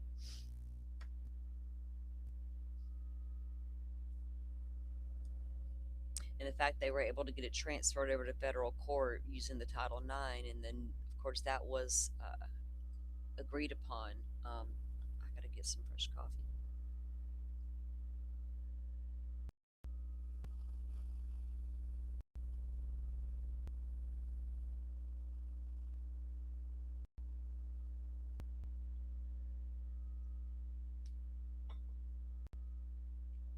I think the wind finally calmed down outside. It appears to be sunny and calm. I don't know what the temperature is. I haven't went out there. Okay. It's like I had something in my eye.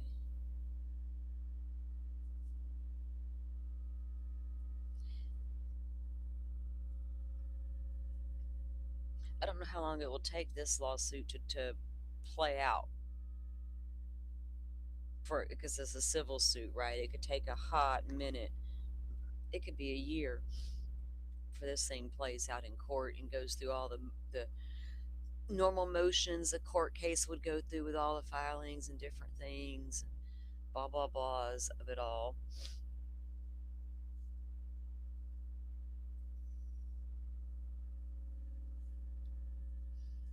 Okay, so there was this article. Was it an article or actually a brief on a legal site? Let me see. What was it actually?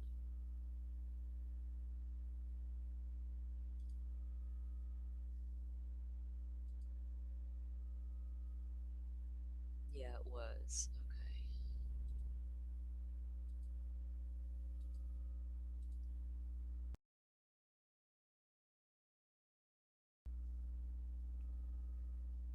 Okay. Your monthly is this institutional liability and the Pullman proxy, the WSU negligence trigger.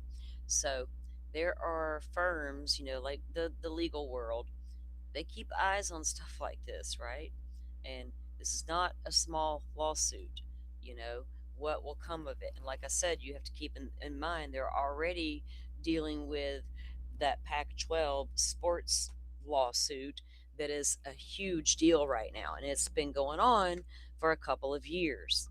I was doing research over the last couple of days about it, looking into it when I was looking at something else, and pertaining to WSU, and I saw this lawsuit.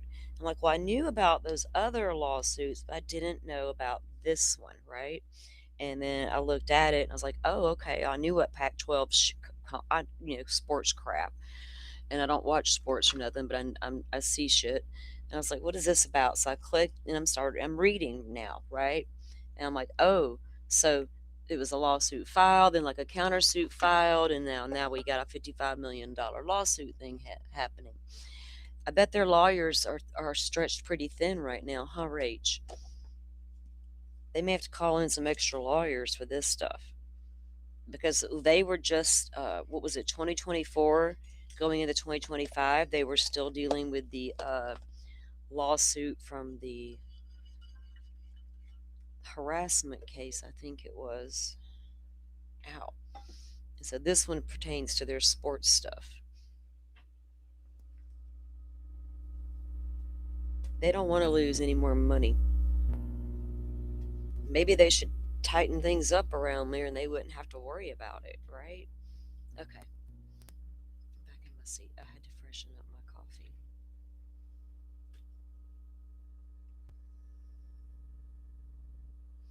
coffee. Butterfly, that baby's still barking. She's got this one dog.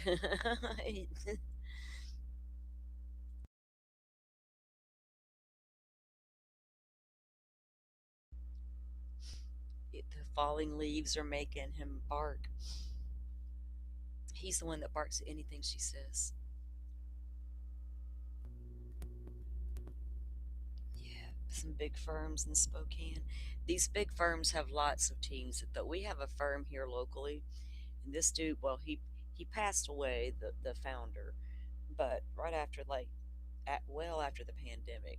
But this firm is well known throughout the country, right? And it's so weird because we just knew him as Mr. Levin.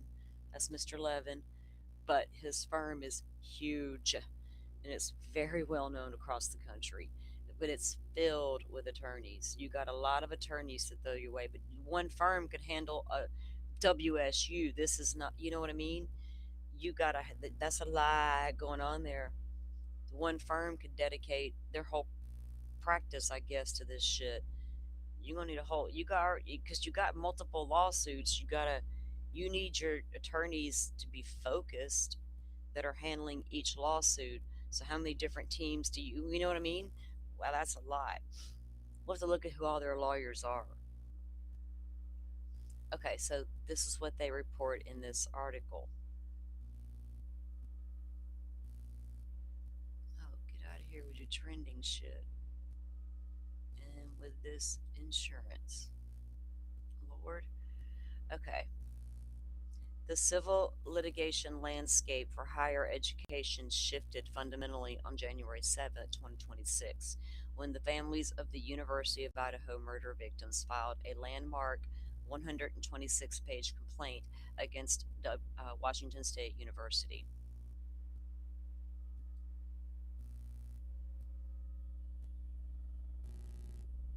Where did the whole thing go? Right here. Oh, duh.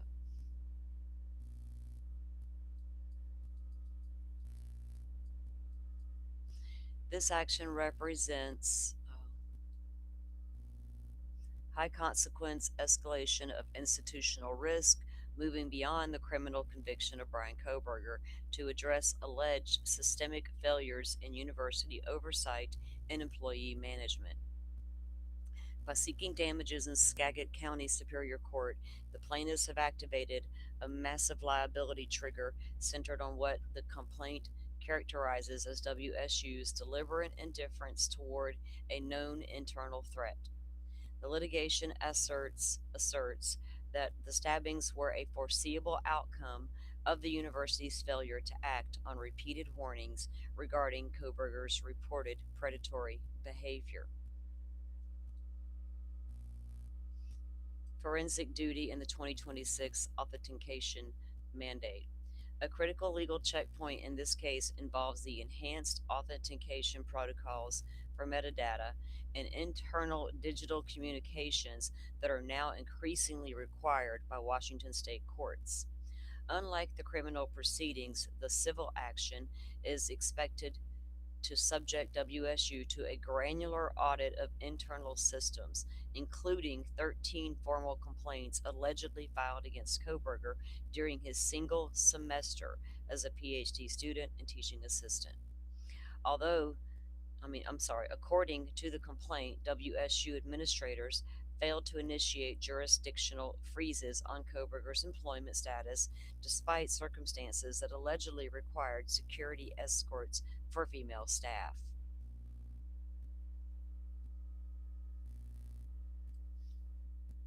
Yeah, they were giving female staff security escorts, but they deny everything.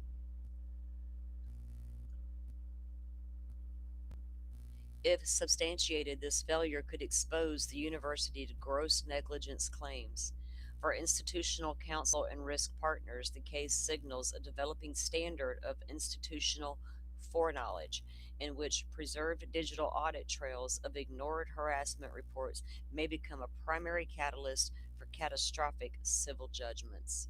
Wow, they ain't playing.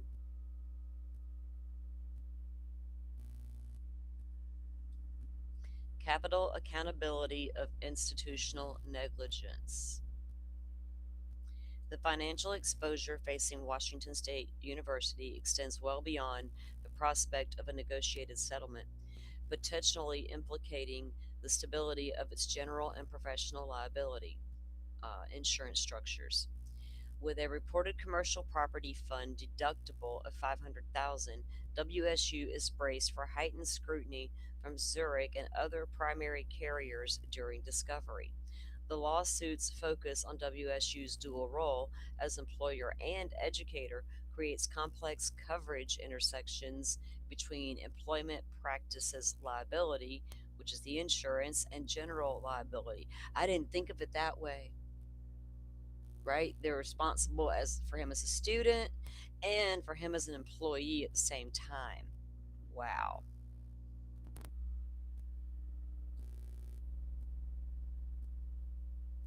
As far as the litigation, I really did not think about it that way. As of early 2026, the university is still absorbing the financial impact of the rejection of its $63 million COVID related insurance claim. What? Oh, they're one of those that said they had a $63 million claim, COVID related insurance claim, that as of early this year, that they still had not received. Or they got a rejection, excuse me. In that context, were they banking on that money, wouldn't they? We got to pay these lawsuits all god darn, we hope that comes through. Ugh. Isn't don't you gotta spend it a certain way? I don't know. I have no clue. The present litigation may represent a material treat threat to available liquidity reserves, particularly if coverage disputes arise. Right. So they have all this insurance, right, with the university. They only got you got how much are they going to pay out, regardless of your deductible, with those insurance people that protect you from liability. How much are they willing to pay out? Ugh.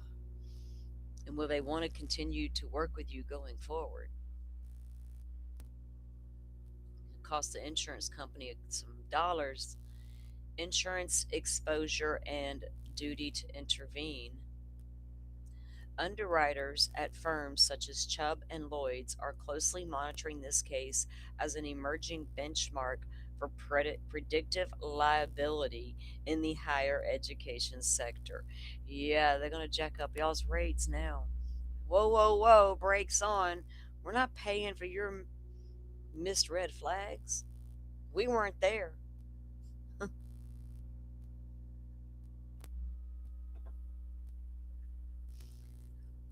The complaint alleges that faculty members expressed concerns internally about his behavior, Koberger's behavior, and its potential escalation.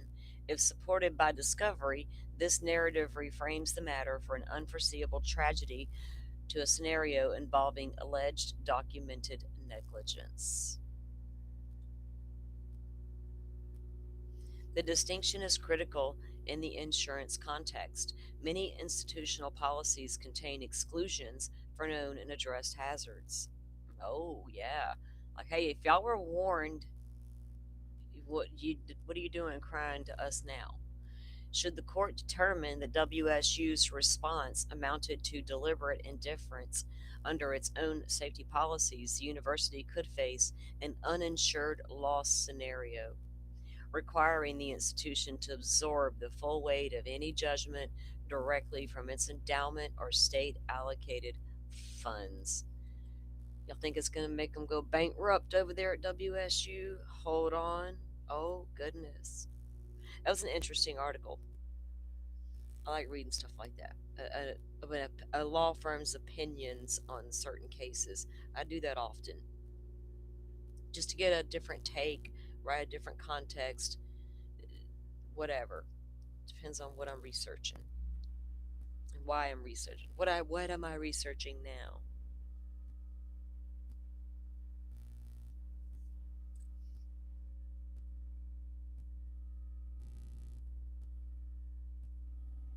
Rachel's dog is barking at the snow sliding off the roof. My cat's asleep in the window. She has a window seat over there that I have for her.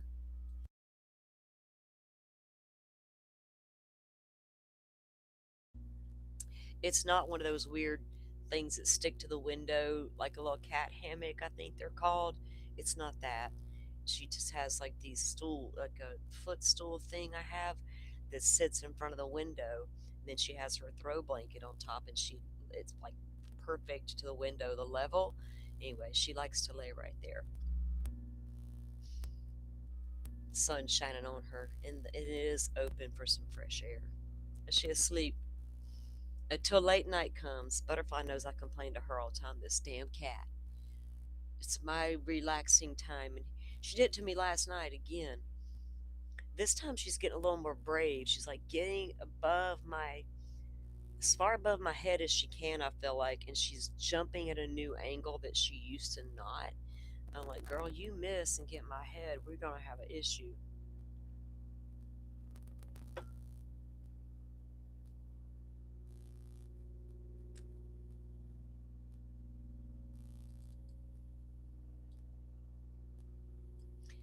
My son has that puppy, and I don't know. It's just a little baby right now. So I got to go train this little dog, though. I go train it.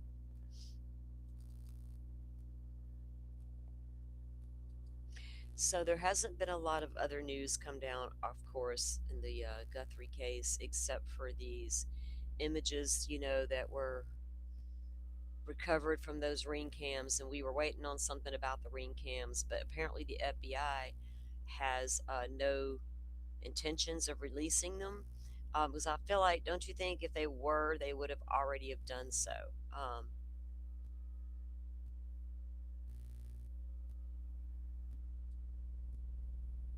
I spent some time following my favorite psychological doctor on the YouTubes this weekend. Hang on one second. Let me read this.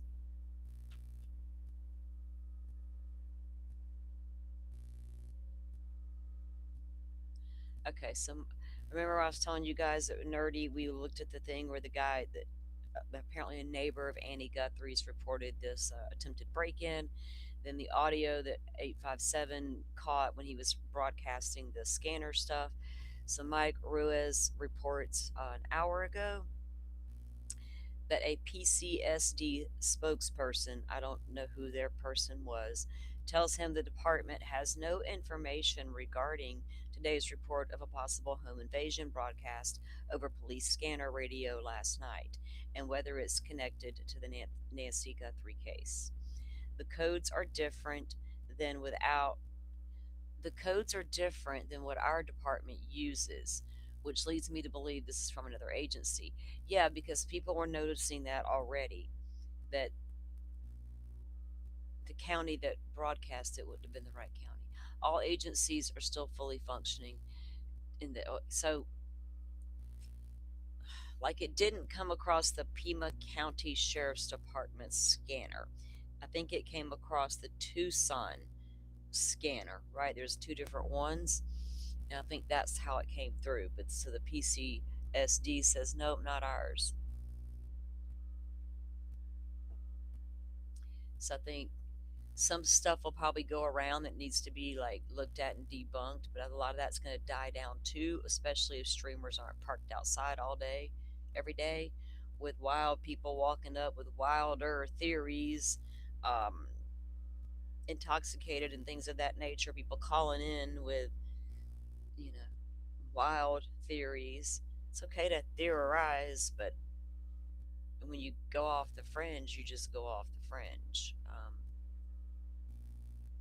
I know a lot of people are reporting out there that Savannah Guthrie is really upset that her brother-in-law was ever named, her family was ever named. That's not. If you go look at the articles posting about that, they all go back to citing something Megan Kelly said on her show, where she said sources have indicated she was upset about it. And I think, well, no shit. She's probably is upset about it, right? And probably has been through it all. But that's where that was born from.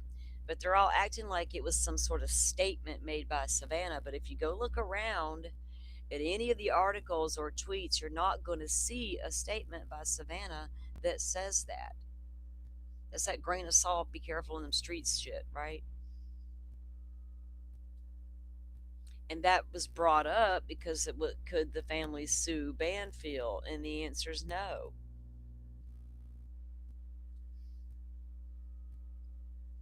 No more than we can sue those YouTubers on the street that kept throwing out random names for all of us to run investigate today, right now.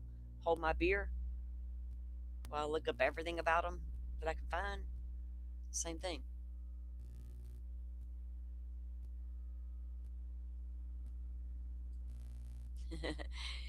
Joe Scott Morgan needs y'all to go subscribe to his YouTube channel, and y'all should do it if you like to listen to him and his Body Bags podcast. Um, he is doing way more on his YouTube channel now, dropping episodes there. But his new thumbnail over here on the Twitter is him and Nancy Grace, his old pal. That's cute.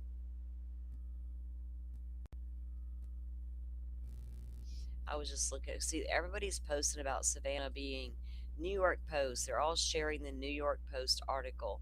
And if I click on the article, I mean, I'll pull it up. This started yesterday.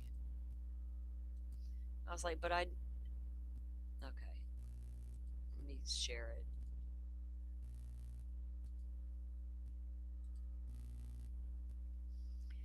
Today, anchor Savannah Guthrie is livid over early claims that her brother in law was a prime suspect in her mother's disappearance, according to her former NBC colleague, Megan Kelly. See, so here they do cite that's where it come from. And I was watching Megan Kelly's show when she did it. That's how I knew what had happened. And I knew the context of what she had said, right? But it's being put out there as if it's absolute gospel, and it's not. The conservative firebrand said she had learned Guthrie was left fuming after fellow journalist Ashley Banfield had alleged Savannah's brother-in-law Tommaso has was tied to the February 1 kidnapping. And don't you imagine that Savannah probably was felt some type of way about it, right? Did at first she side eyeing, going, well, damn, could you? Or did she go, absolutely not? What are they doing? Putting that out there. Because remember, that didn't come out a few weeks into the investigation, right? So in the beginning, they probably absolutely looked into Tom and Annie. Duh. Last ones to see victim, right? Got to look into them. Tore their car to pieces. Went to their house a few times. All that. So the family knew, but then it was made public. We don't know how mad Savannah really got or didn't get for that matter. We don't know. Again, it was I don't doubt Megan's reporting, but she heard it from somebody. and the story grows taller on down the line.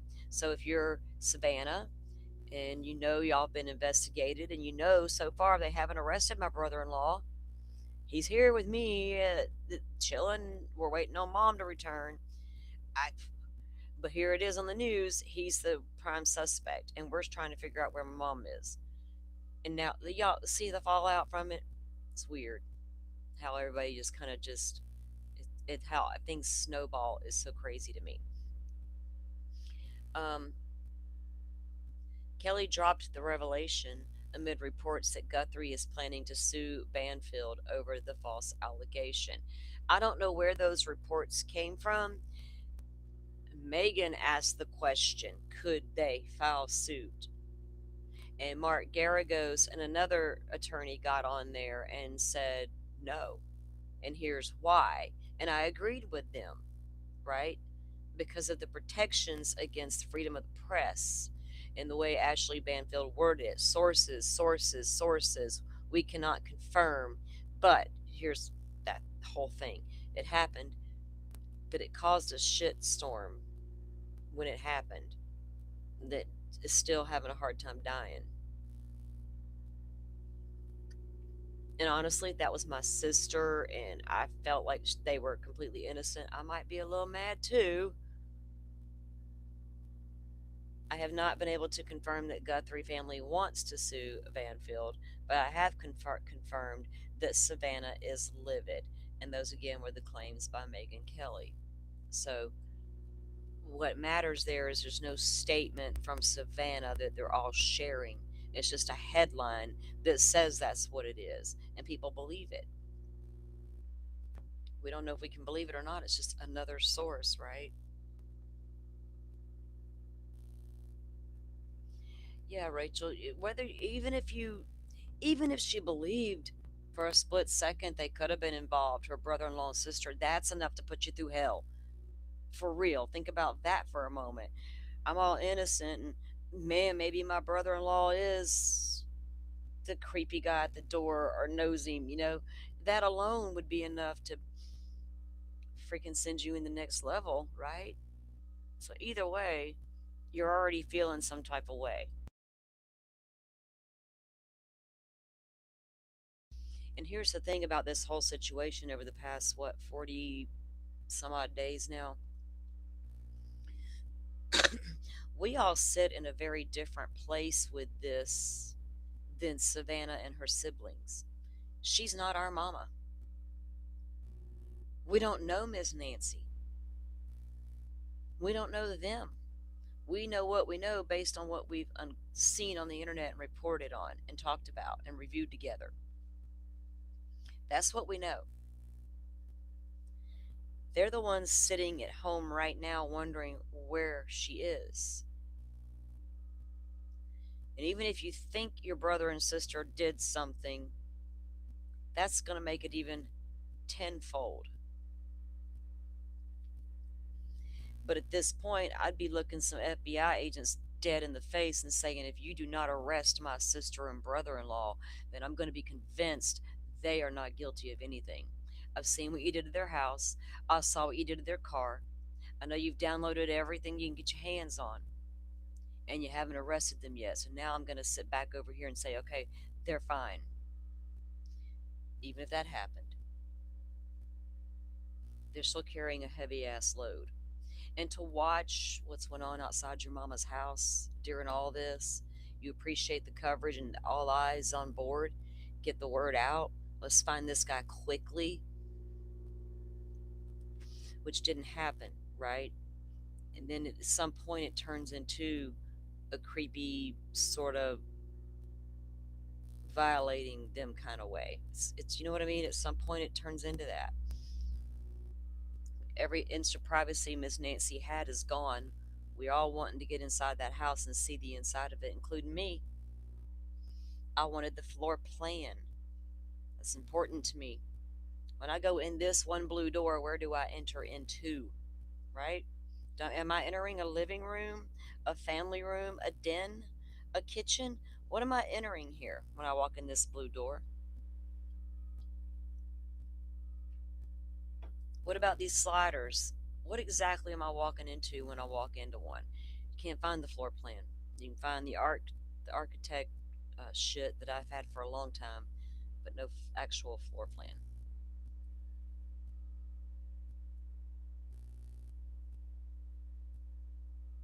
Yeah, Rachel. Look, for those of us who were around back in the '80s when all that was going before the Congress and this whole thing about freedom of the press and source information and having to divulge their sources, and it was a whole thing. And I paid attention because it mattered constitutional wise going forward, right? I remember thinking when I first heard about it, I was young and I'm like, wait a minute, this could be important for the future. So I paid attention.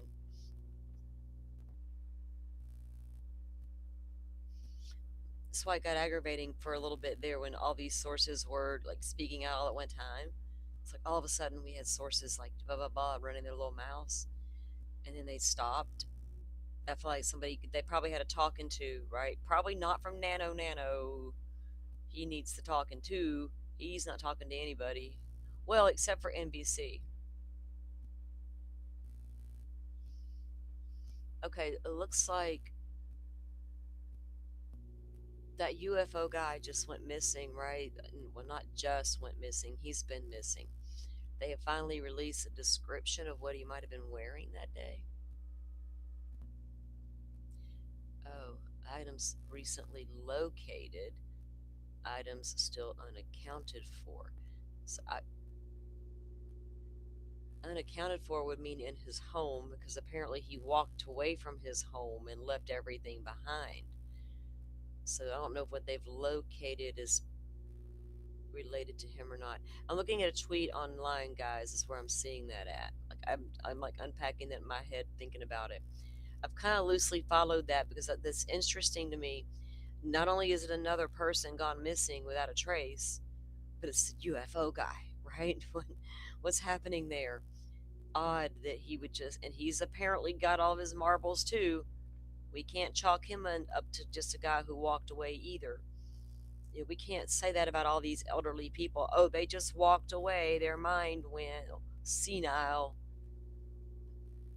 That was the old word for dementia. Like, no. What happened? Have you any of you guys followed that case? Are y'all interested in that? Have y'all seen much about it? I've watched a little bit here and there. I just find it strange that he too disappeared into thin air. I'm like, are we going to start seeing an epidemic of people disappearing into the thin air? With all the capabilities we have of today and camera situations and whatnot.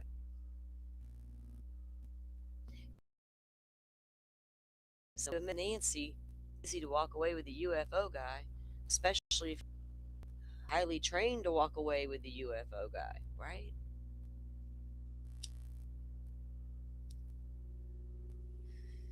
We have to, Rachel, yeah, free speech is something we have to preserve. We got to preserve all aspects of that Constitution. You saw a little bit about it, Butterfly? Yeah. This guy was served in the Air Force. I mean, this guy had all kinds of intelligence clearances, worked with all sorts of projects. He knew a lot. His wife has come out, though, and made a statement. I don't know if she's current wife, ex wife, what the deal was, but she apparently made a statement that she does not think this is tied to anything that he was doing. Like, nobody came and took him because of his UFO knowledge. That anything he does know would be like decades old, right? Because he had been retired or whatnot. But not so fast, Miss Ma'am. We don't know. I have to dig into that a little more. I watched it. Was it a News Nation piece? I think I watched about it. And that's where I saw that the wife had came out and made this statement since he's been gone. And then there's been agents that come out and said, well, if he left his house to go meet someone, he wouldn't have taken that phone. I'm like, oh yeah, y'all are right. He wouldn't have. Not no secret agent. I'm selling you or telling you things situation. And we can't say that don't happen either.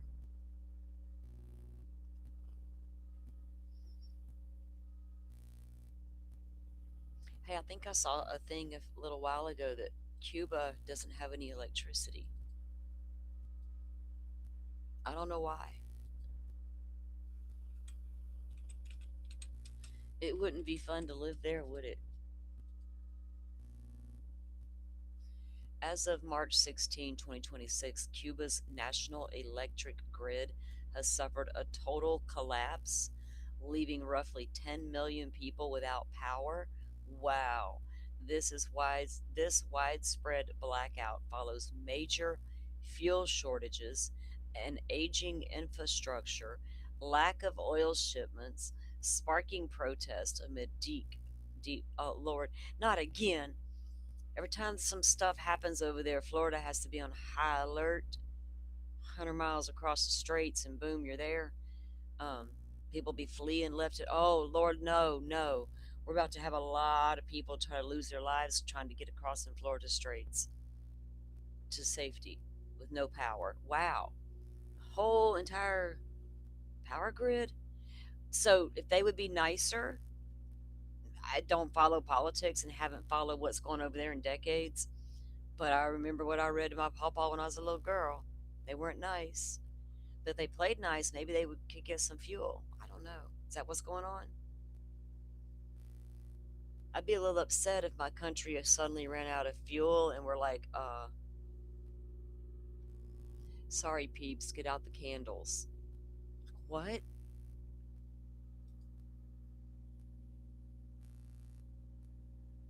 The entire island lost power on Monday. They have not received oil shipments in over 3 months, forcing reliance on limited domestic supplies. The country's power system is built around outdated Soviet era thermoelectric plants that are in deteriorated condition. What do they spend their money on over there? Certainly not infrastructure. He's got it worse than Flood Cruz's state. Lord. They might have beefed some stuff up, though. They haven't had too many problems since all that mess.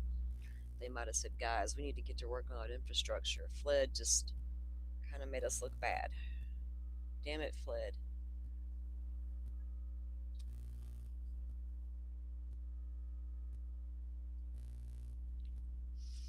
All right, guys, I think we're going to go for the day. I wanted to get caught up on the WSU of it all, and read their response to the big filing that we all read here already about the formal complaint filed. And like I said, it has been removed to the federal court. Now they're asking for a change of venue, and there's been a response filed to the change of venue. And now the judge just has to make the decision.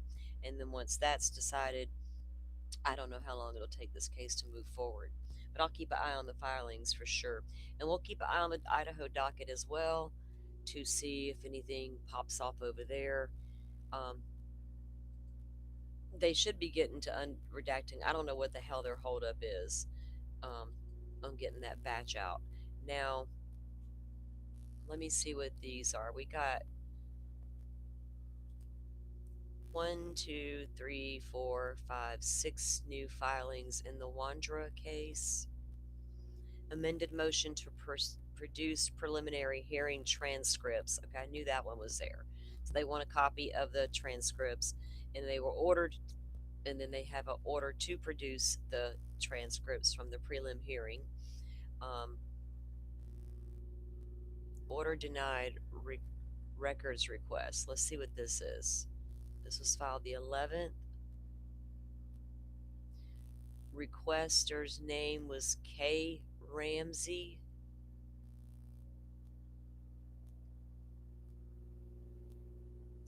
Documents specified 3-3 through the 5th. That would be the prelim. I am the mother of Sarah Ramsey Wandra. Let me get this. I can't hardly read her handwriting. Let me show y'all.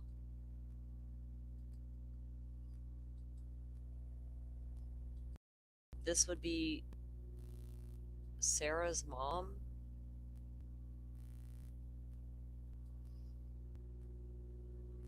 She's requesting the transcript.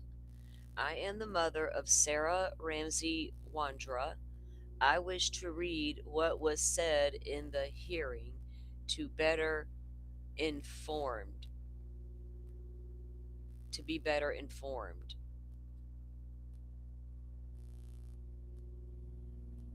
Hmm.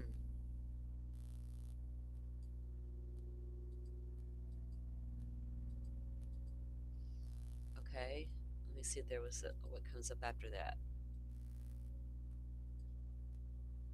Because remember, they didn't televise that whole hearing. We saw parts of it, right? Like on the local news and stuff down there. Okay, so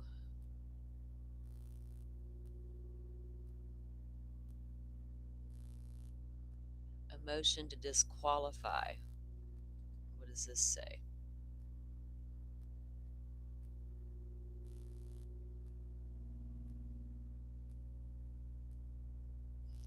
Comes now Stacy Wandra, the defendant above named by through counsel Miss Govia, State Public Defender's Office, and moves this court for the disqualification of Judge Gabriel McCarthy pursuant to Rule 25 of Idaho Criminal Procedures. So he wants the judge removed.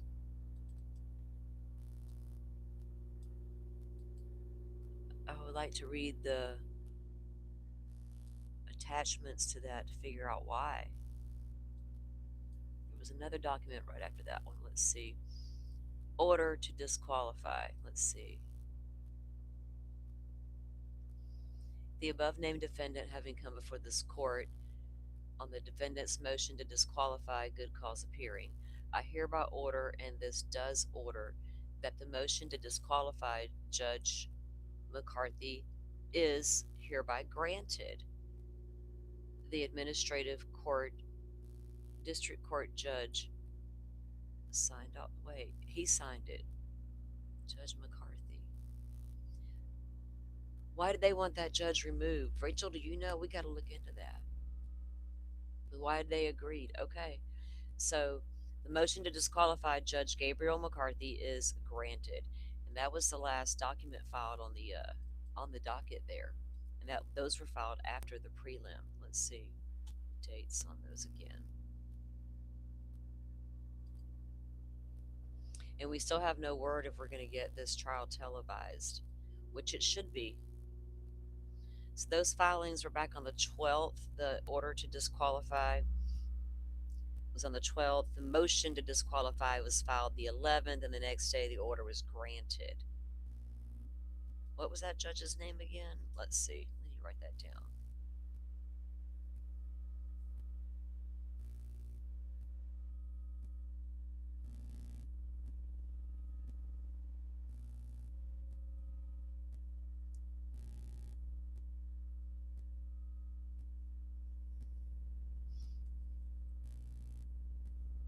Okay.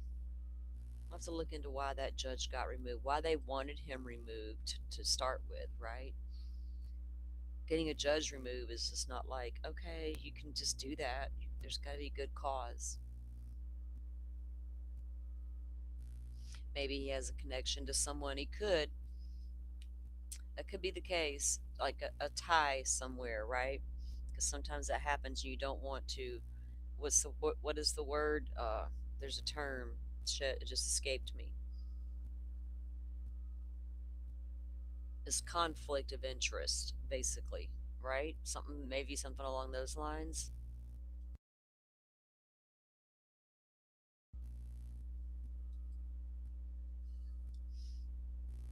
Because it wasn't like we're asking the judge to recuse himself, right? We're asking for it to be disqualified. That's crazy.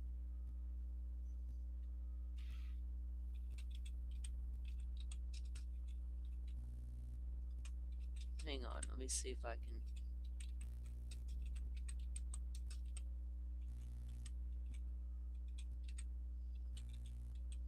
pull up anything about it real quick.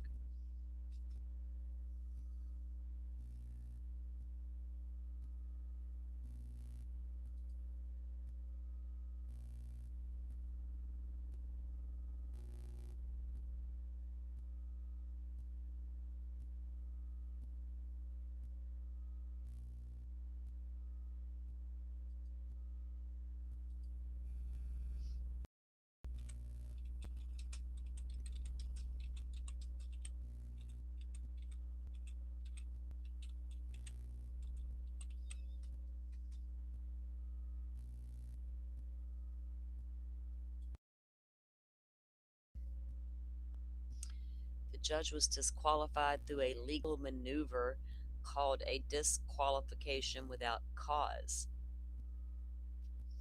Under Idaho Rule 25, both the defense and prosecution have a one time right to remove a judge from a case without needing to prove bias or provide a specific reason. Hmm, that's odd. For it shows as the because the motion time frame the judge was. This is a common tactical move used by attorneys if they believe a different judge might be favorable to their specific needs of the case. So maybe there was like a no, one more judge option, right, Rachel? They're like, oh, we want that other judge. You need to be disqualified now. We don't like you. You might vote against us. I don't know. Rule against us. Huh. Interesting. You don't have to prove or, say you even why you want it. You just have that one time option. We don't care for this judge. We want him removed. And you got it. Hmm. Well, you can't come back later and cry about the judge, can you? If that's the option you get. And that's weird because I never saw Ann Taylor have that approach. You know what I mean? I never saw that approach in the Koberger case. They never asked for either of the judges. There was talk. People called for the judges to be disqualified or this, that, or recusals and whatever, but there was never any of that talk on a legal standpoint. All right, guys, we're gonna wrap it up for the day. Everybody can go do their evening thing and get you dinner and all that. Hopefully, this weather that's been moving through the area will calm down. I don't know if it's still rocking and rolling out there. The storm chasers were at it today. I think they were all gearing up to go at it today.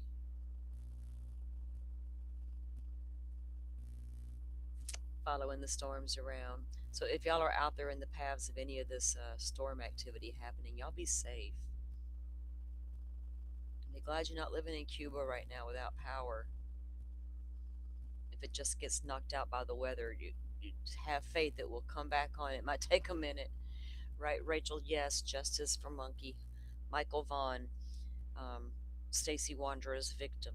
In case y'all were wondering who we were talking about, I kind of assume a lot of times those watching will know what we're talking about. And we went over that case. Again, playlists are sloppy. Forgive me, y'all. I'll get better. All right, guys, y'all go do the darn thing. I'm gonna go. I'm gonna go be lazy this evening and see what happens. Now that JLR is gone, it's gonna be real quiet out there at Nancy's.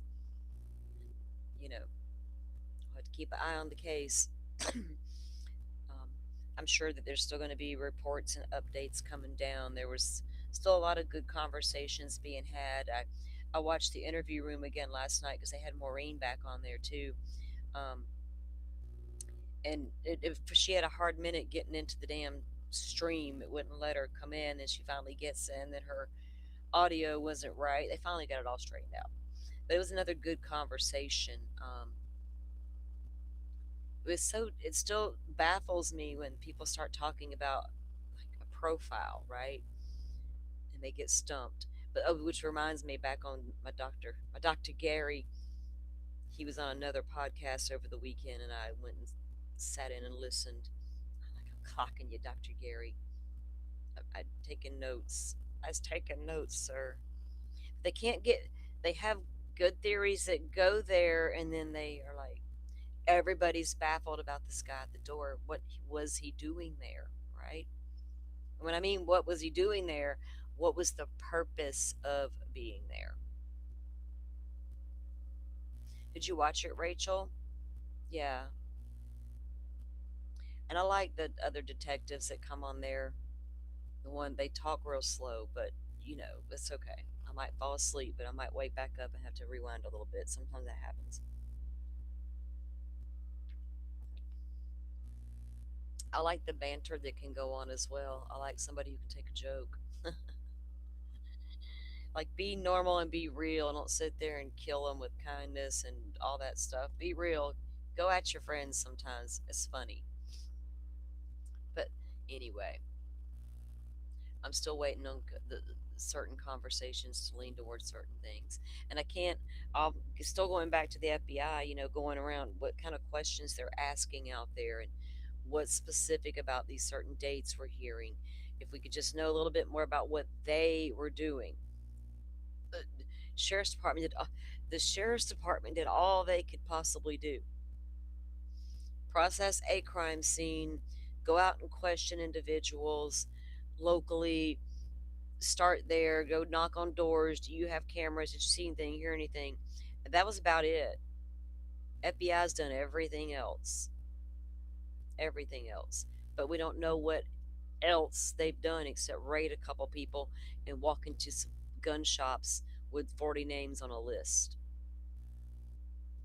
Oh, and they figured out whose that DNA was on that glove 2 miles away. But we've yet to figure out the letter writers or the email senders, all that. It's got a lot. Anyway, um, you like John? Yeah. I like both the other cops that come on there with them. I'd like to see Dr. Ann get back on there more. She was on. Who was she on? Let me see.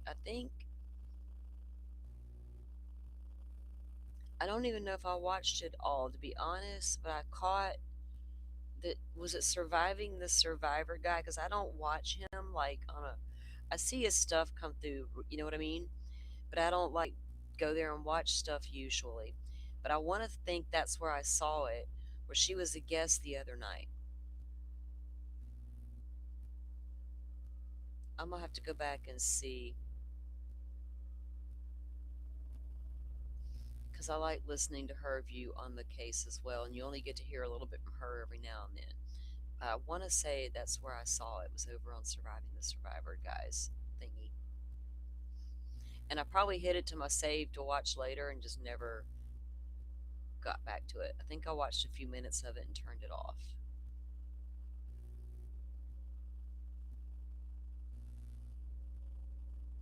Was it last week, Rachel? Okay. Yes, if you want to go and review that, if you're like listening to Dr. Ann Burgess, now she helped create the behavioral unit at the FBI. She did a lot of work there and helped develop like a lot of the protocols they would use to do their behavioral analysis and all that. She's really good to. I like listening to her talk, but they I want to ask specific questions because they're almost going there, and it's like then they get interrupted by the creators who are not aware they're about to go there, right? And they go back to this robbery gone wrong stuff, and it's then this conversation goes back there again. I'm like, damn it, man, every time, no matter who I'm watching, and it's a little annoying. I would love to interview them myself. Y'all see them around, ask them to come on over here and talk to us. We got questions, like real important ones. We will try to be professional and grown up and all the things.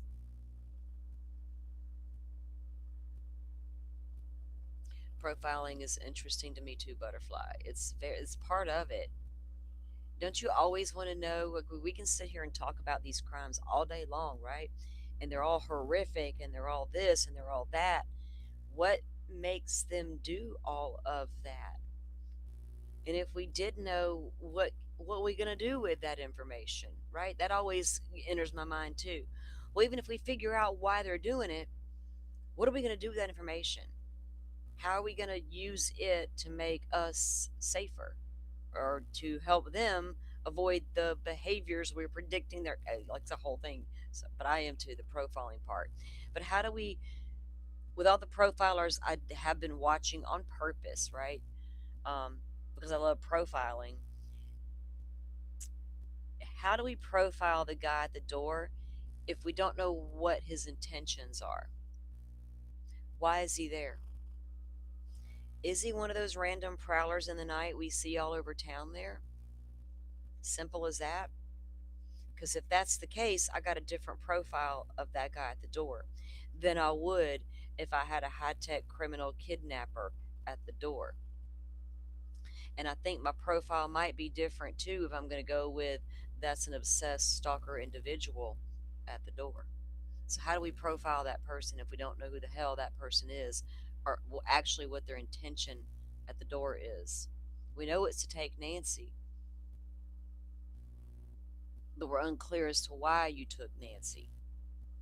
And I think the FBI is also unclear because we had these weird scripted family videos come out as if they were directed to a kidnapper.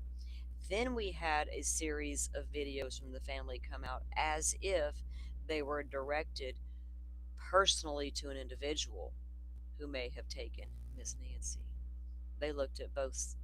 They're going, and now they're going back to did you see anybody in the background lurking? Anybody strange? They don't got a clue either because nobody sent a real ransom, or did they? And the communication back stopped when we asked for proof of life. See, does the FBI know which one for sure? Anything turned up in Savannah's emails? Did y'all turn up anything on that side of the investigation that would show we had a potential person of interest on our hands, right? That's not going to come out, hopefully, if it does, because we don't want to tip that person off. That's what I don't want to happen. Because if there's a chance Miss Nancy's alive and this person is taking care of her, I know the medication complicates it all, but if that's happening, I don't want them to be triggered with, oh shit, they might actually be getting close to who I am. Well, what kind of state of mind would that put them in at that point if they knew that? Right now, they're on the line of cops are confused about everything. We got mixture DNA. Nobody's IDing the guy at the door. You know what I mean? They think they're sitting pretty at the moment, maybe, but that the first indication that they might not be could trigger a reaction. I don't know.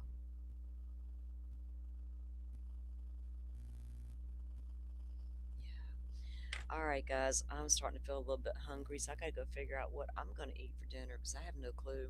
It's one of those days. All right. Well, I will see y'all back here sometime tomorrow, probably in the morning at some point. Um, we are missing a mod today. Forrest, you're here with us in spirit. We'll talk to you soon. Um, let me check my. Yeah, okay.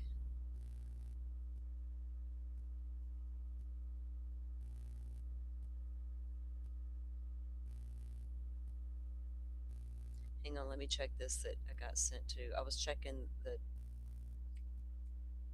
mods, I was checking y'all's post there.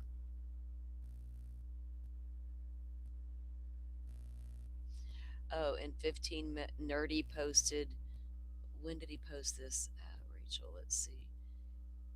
Live in 15 minutes, BCSO and FBI address William Neil McCaslin investigations. And that would be that's the guy, the UFO guy. When I'm calling the UFO guy. Nerdy had it an hour ago. KOB4. Let me see.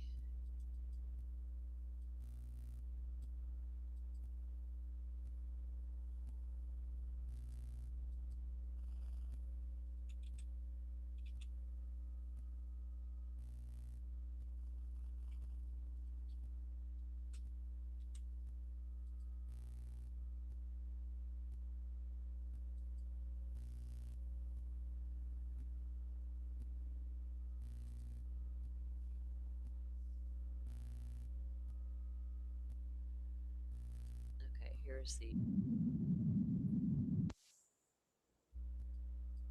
here's the press conference. We'll play it before we head out.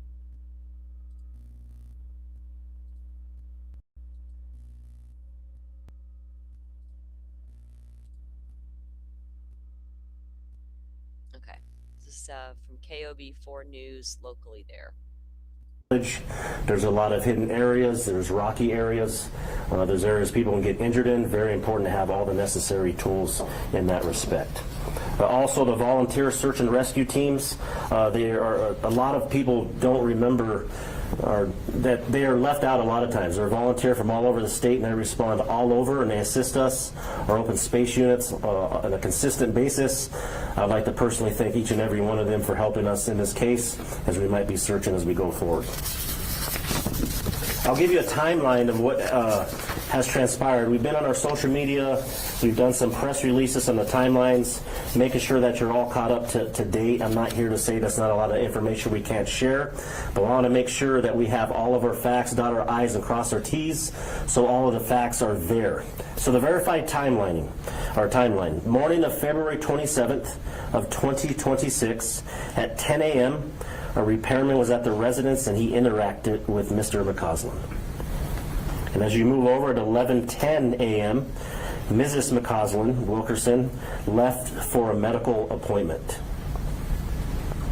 At 12:04 p.m., Mr. McCausland returned home, or Mrs. McCausland returned home, and Mr. McCausland was not there. As we move further, at 3:07 p.m., items at the home, phone, prescription. Uh-oh. What had happened? Our QR code for any video, for any intel, for any technology devices that you had, for any recordings of Mr. McCausland or anything suspicious during that time. This is what we asked for. We will continue to ask for that if you come across any information, which you will see on another slide. Please continue to give us that information. We will exhaust every lead and go over every tip that we have to make sure that we do not miss anything. Again, the public are our eyes and ears. We work for you, and we would like you to assist us and make sure that we can bring this case to some type of resolution, no matter what that is, but we ask for your help and continued help. Video request and review is still ongoing. Search efforts have included drones, helicopter support, ground operations, and numerous canine searches. There has been no confirmed video or sighting showing the direction of travel that Mr. McCausland took when he was reported missing at 3:07 on that day. A follow-up was conducted on his recent travel. And the new information that I can give you also is we are conducting a Pagosa Springs home that was searched, and it is ongoing. Next slide, please. Items located during the search. As you can see here, is a United States Air Force shirt. It's a gray U.S. Air Force sweatshirt located approximately 1.25 miles east of the residence on March 7th. It was collected and processed. No blood was detected in the initial processing. Not confirmed by family or friends to be associated with Mr. McCausland, but since this evidence did have United States Air Force and we're still testing it, we take every lead into account, and we're making sure that that lead takes us somewhere and it will still be logged into evidence. From this, it prompted an additional targeted search in the area, and that is also where the Federal Bureau of Investigation assisted us and numerous other detectives to not only do a neighborhood canvass, but a grid search of the area to look for any other evidence in the field, on paths or any other known. I told you on the silver alert, and let me clear up a couple of questions. Everybody's asking why a silver alert on Mr. McCausland. With New Mexico state statute, a silver alert does not require a formal diagnosis of any mental deterioration. The reason being also is because Mr. McCausland is over 50 years of age. He did state that he was experiencing a mental fog, and because of this information that we received, we decided to do a silver alert. Experiencing mental fog, like brain fog? That's a lot of things can cause brain fog. Mr. McCausland, it was confirmed, was looking in to some of his mental fog, but out of respect for the family, I will not go into any further detail on the state of any of his any type of mental issues. New information that came up here over the weekend. Items recently located is a light green long sleeve button-up outdoor shirt, hiking boots, but please remember, let's be practical. Mr. McCausland probably had more than one pair of hiking boots. Located at his Pagosa Springs house were these items. Items that are still unaccounted for are his wallet, a .38 caliber revolver, and a leather holster. I will have Lieutenant Kyle Woods go over some other details of Those items are unaccounted for out of his home. So his wallet's gone and his pew is gone. And his holster. The damn holster. Interesting. belongings that Mr. McCausland possibly had, and any other further details in the investigation to answer some of your questions. And also, as you see in the picture, a red backpack.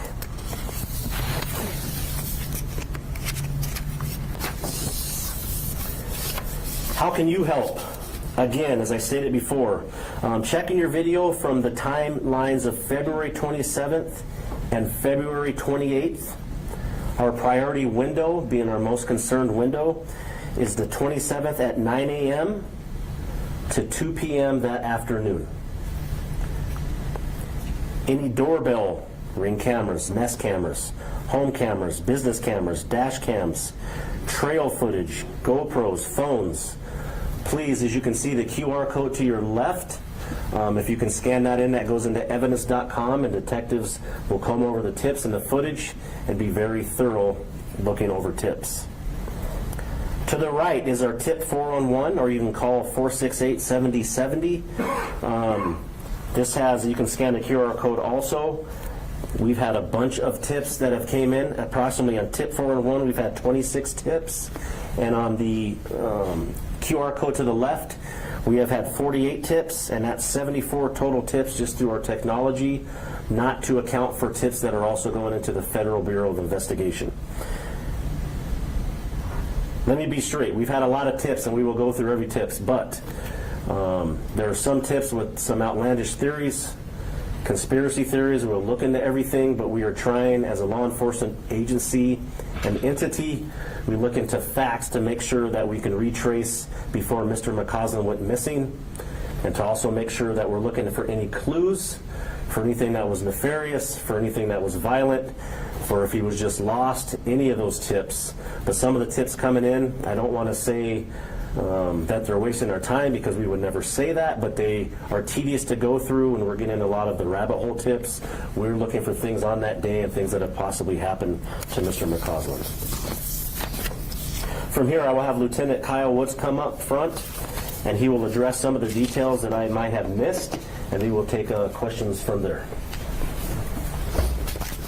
Thank you, Sheriff. The items that you see that we've put out over the last week or so that are unaccounted for, this is being done through the process of elimination with Mrs. McCausland Wilkerson and family around him. And so, as an example, the green shirt and the boots that are up there as of last week were unaccounted for. But through working with her and associates in Pagosa Springs, another search of that residence locates those items. So, yes, it's reasonable he had another pair of boots like that, but at this point, we're just trying to be forthright with what we believe we are missing at that point in time.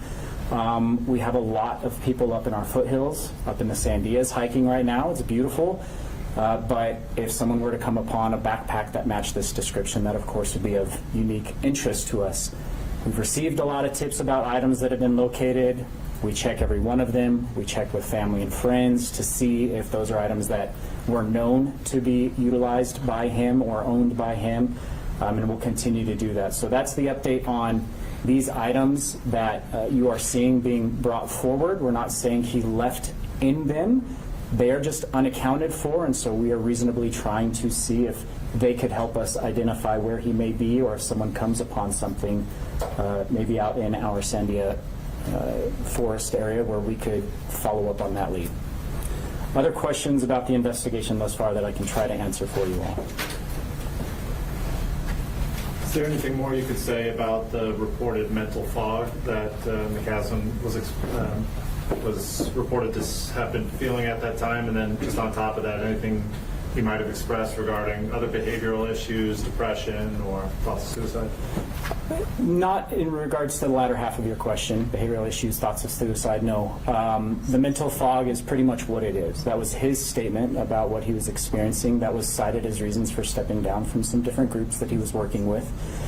I'll clarify it with this. There's no indication, and we are not putting forward, that Mr. McCaslin was disoriented, confused. Arguably, he would still be the most intelligent person in the room that any of us would be in.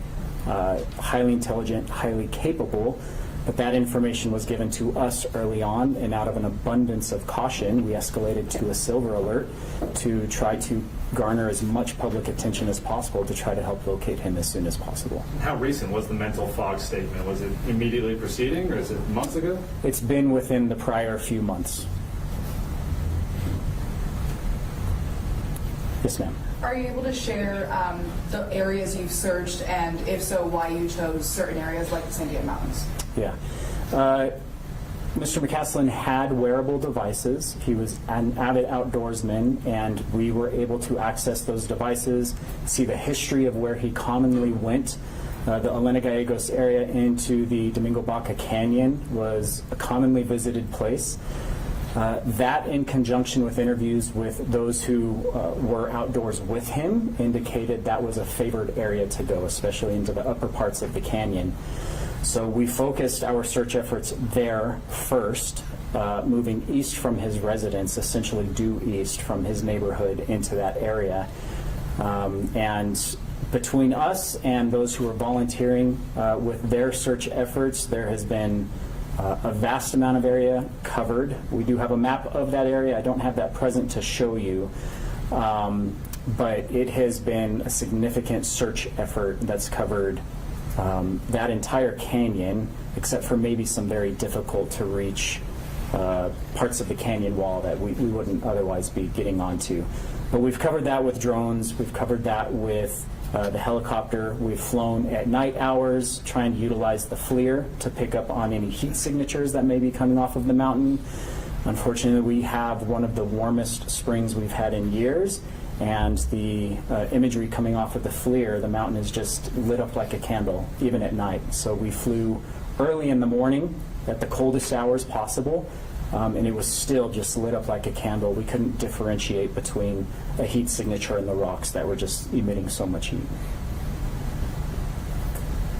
Follow up to that? No, it's actually a different question. But Okay. Just you mentioned that McCaslin is if he was in this room, he'd be the most intelligent person likely. So is there any heightened reason to find him based on his roles with the Air Force and the security clearance he could have had? I think that'd be a reasonable assumption, yes. But then just the dignity of any individual that goes missing. But certainly, there's that concern, although we have no specific information indicating, again, there's been any form of foul play. There's not been any prior communication that we've identified through his electronic devices or the home electronic devices that would lead us to believe there was anything unique going on with that. Is there a question over here? Yes, sir. Yeah, how does a law enforcement agency investigate cases like this when there's that conspiracy theory groups that they come up with these outlandish claims or rabbit holes? Well, just because it's crazy doesn't mean it's not true, but we have to look into the realities. And so we look into what's brought to us, and then we have to pursue what facts we can find, as the sheriff indicated. I appreciate that there's a community that wants to go down the rabbit hole of UFOs.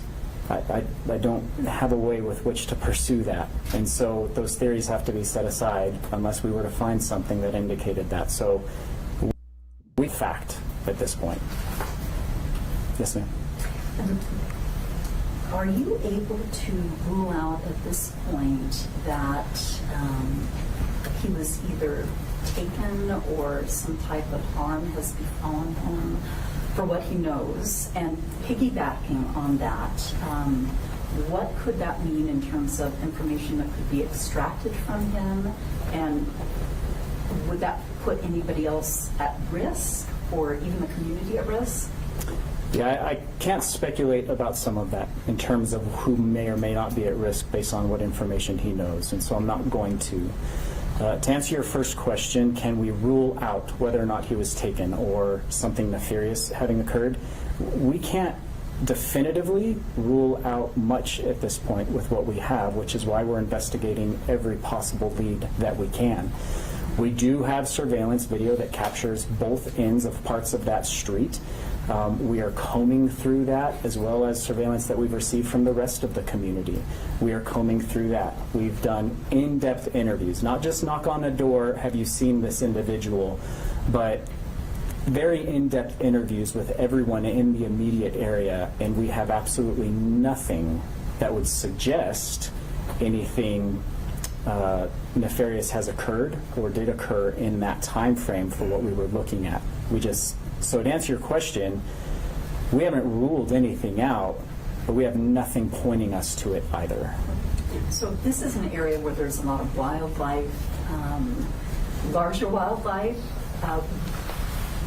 I'm hearing that it's not uncommon for people who go hiking to take some type of weapon. So when it comes to the missing weapon, what things are you looking at in regards to that? Well, we've followed up with questions of his wife. He wouldn't commonly hike with a weapon on him. That would be relegated for maybe overnight camping trips and things of that sort, and then it was for personal protection. So what are we looking for with that? Well, if, say, General McCaslin had recently gone to a pawn shop and sold that off, and we just weren't aware of that, or his wife wasn't aware of that, we'd want to know that. And so that would be something that would be of interest. If someone is hiking in the mountains and finds a spent .38 special casing, that would be unique, that we would want to be able to take and process. So that's why we're putting that information out. It's just what we have at this time. Could you be specific on the numbers of people from the Bureau, from your agency, from the military? How many bodies are working, and then how many tips to date have you received? I don't know the exact number of people. I know that our office saw anywhere from a dozen to 20 investigators over the weekend when we were doing the canvass out on foot. The FBI brought in somewhere around that same number of people from their local office. They brought in some to support that mission. They brought out their command post to support that mission. We've been in communication with OSI. I believe there's 2 or 3 main points of contact with them. We've communicated with the Air Force, although they have not been out on the search with us. So I realize that's more general than you want, but there's been a significant expenditure of resources towards this effort. And the number of tips? About 80. Yeah, there's been about 80 that have come in that we have caught through the tip lines, the QR codes that you saw up there. Our dispatch, our emergency communications center, continues to receive those calls and try to transfer them to tips. But we are somewhere around 80 that have come in that we know of. I've received somewhere in the area of 5 to 10 that the FBI has brought in and sent to us to then continue to follow up on. I don't recall the exact number, but we're in close communication with them as they receive those tips as well. Now, I know you mentioned Pagosa Springs. Yes. Is the search isolated to Albuquerque and Pagosa Springs right now, or is it expanding? Are you looking at other places in New Mexico, outside of New Mexico? It's relegated right now to New Mexico and then their home in Pagosa Springs to see if there's anything that could give us any indication of any pre-planning, again, to help us identify any of these other items that we're missing. So it is only relegated to those 2 areas. And then perhaps this is a question for the Bureau. Mrs. Guthrie, so I know these are separate, obviously separate cases, different circumstances, but can we talk about the footprint here? how big, what's the scope of the Bureau's role here, and could it possibly enlarge? I would defer any questions to FBI Phoenix regarding Ms. Guthrie. And then regarding the scope of our assistance to Bernalillo County, it's been via interviews and intelligence analysis as well as surveillance. We've assisted with aerial and geospatial mapping, and we also had our behavioral analysis unit come in and review the case file and provide us with some helpful information. So could that role, could the Bureau's role expand? Could you be bringing in more special agents? We can assist Bernalillo County sheriffs with whatever they need. It's one team, one fight. We have a phenomenal relationship with them. And so if Sheriff Allen and Lieutenant Woods need more resources, we'll give them to them. And could you share your name, please? Yes, ma'am. It's Special Agent in Charge, Justin, A as in Alpha, last name Garris, Garris. Thank you. Thank you. Yes, ma'am. Sheriff, why do you think this case has spawned so much national and international attention? I just believe pretty much the title. General working out on the base, and the conspiracy theories started coming in. We get a lot of attention on missing persons cases, but the title of Mr. McCausland, so, and then what he did previously, that's always going to garner any type of interest. And then specifically with the questions that came over here when the FBI is involved, what's gone on with the Guthrie case, things around the nation, the heat of the nation right now, it's going to garner a lot of attention. We want to make sure while we had a press conference to answer all those questions, let you know what we were doing, and also make sure that we're looking over every tip and more tips to come in even after this, but to also show a timeline so people know specifically where we are at, and then we're always going to be transparent with our resources and what we're doing to bring a resolution to the case. Have you had a chance to speak to the last person to have seen him, the repairman that was at the house, and if so, have you been able to clear him? Yes. That person is cleared? Yes. You mentioned that the hiking boots have been located and squared away inside the house. Have other shoes gone missing? It would be bizarre, I suppose, to go hiking without shoes. I think it would be bizarre to go hiking without shoes. Maybe by one. Sure. Mr. McCausland was a regimented individual who had preferences for the items that he would go out hiking with. He was an avid outdoorsman. And just as you may have a preferred laptop for what you work on when out in the field, he was very much the same when he went out on any form of outdoor adventure, be that hiking, skiing, biking, running. He had preferences, and he didn't have a vast collection of clothing. So to answer your question, no, we've not identified any other items specifically missing. It's entirely possible that those boots, there was another pair here in town. Again, we're working with his wife, who, to the best of her recollection, is recalling what was and was not present and what she knew of his behaviors. We're also checking with those who were out with him often and could help confirm or not on those items. So I believe he's out in a pair of hiking boots or shoes if he in fact left and went into the foothills. It could be a pair like that. We thought maybe that was them until we located a pair like that in Pagosa. So at this point we're back to I can't confirm what shoes he may or may not have left the residence in. And what about a part of his regimented schedule about leaving or not leaving a cell phone? Is that normal for him, No. According to his wife? No, his wearable devices and taking his phone were common practice with him. That is out of the norm. So, I mean, by these facts alone, shouldn't this be considered a more suspicious case? Aren't these raising your hairs as an investigator? We are looking at every aspect of it. This is why it has the footprint it does. We said from the get-go that this was an abnormal behavior by his part, and thus we are looking at every possible aspect of it and willing to unturn any stone that we can in order to help identify where Mr. McCausland is. I just want to go back to canines. How many handlers, how many times have they been out, and have they hit upon anything significant, and if so, where? I don't know the specific numbers right now of how many handlers and how many canines, but they have been out on both of our search and rescue operations. We've taken out cadaver dogs. They're up in the upper canyons. Actually, in the lower foothills, they came upon a deer carcass, and In the upper canyons, it would appear there may have been some form of a hint that of a smell that they picked up on, but with the winds as they come out of those canyons, there was no way to identify where specifically that was coming from. That wasn't consistent. That was one time. I've been on other search and rescue missions in the mountain. That's very commonplace, unfortunately, but it wasn't enough for us to know exactly where to go from there.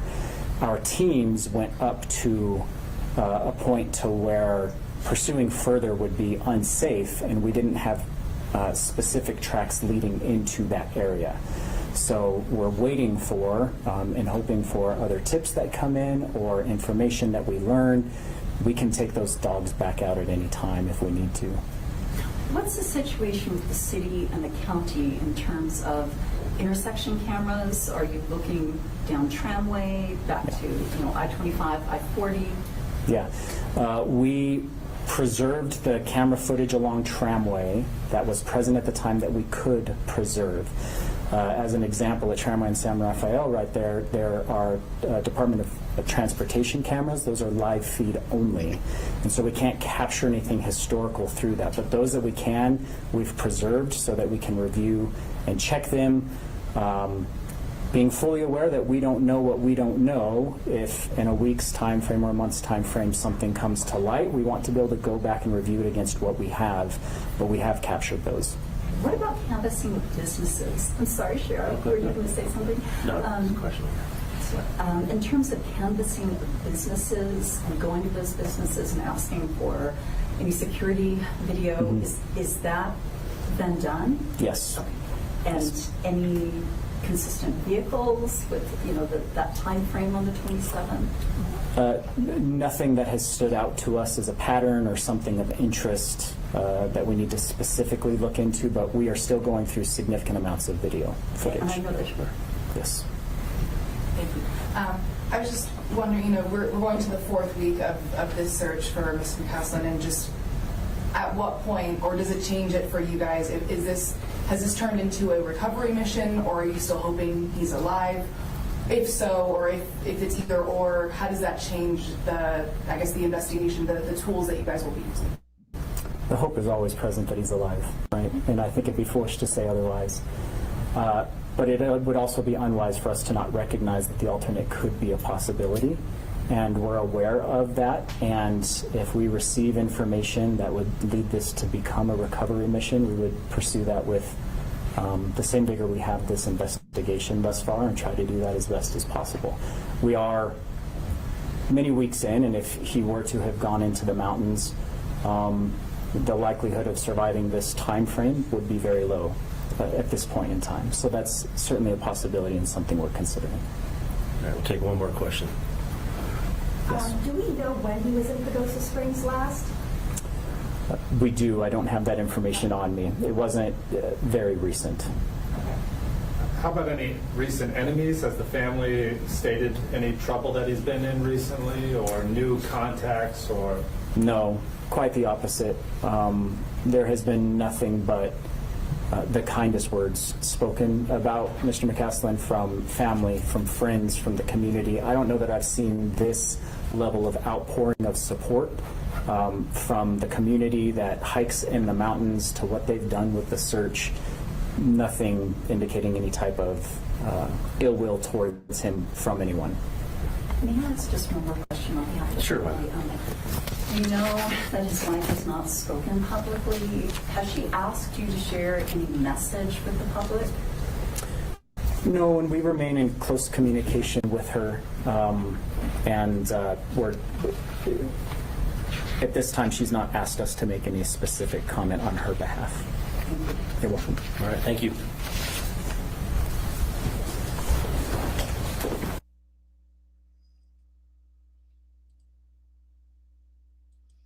Okay, well. Hold on, guys. I was in the middle of writing something down.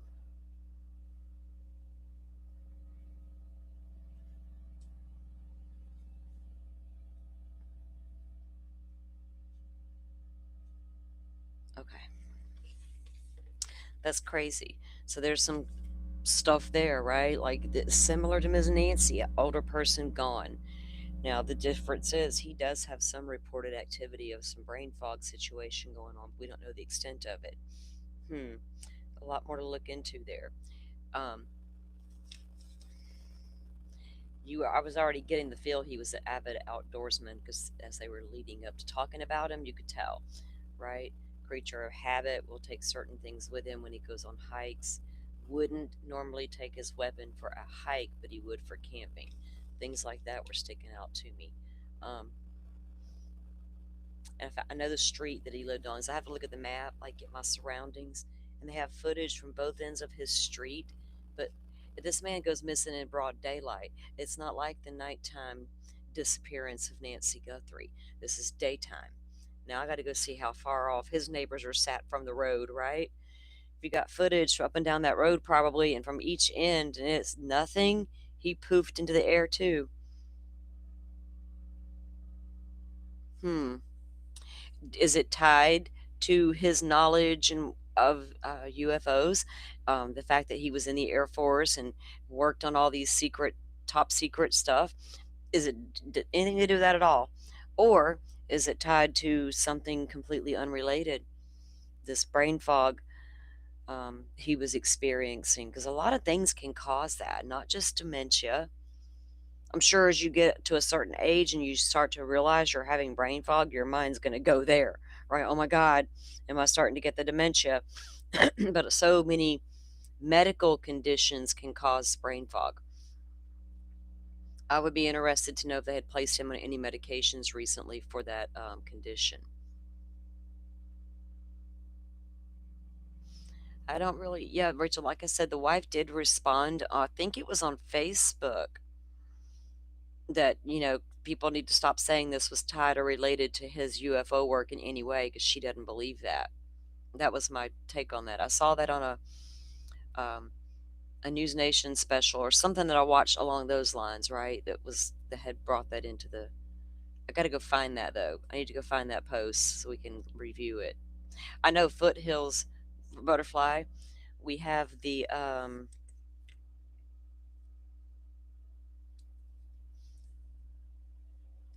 Sandia Foothills.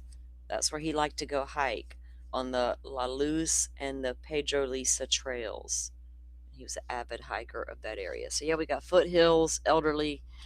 New Mexico is sitting right next door to Arizona with like takes up the whole side of the state there.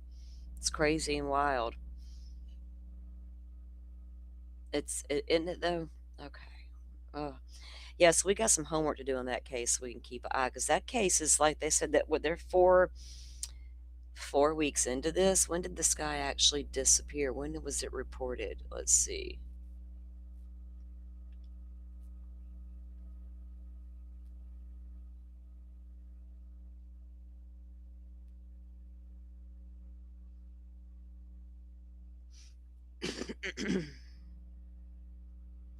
He was last seen on February 27th at his home. So, he went missing during broad daylight.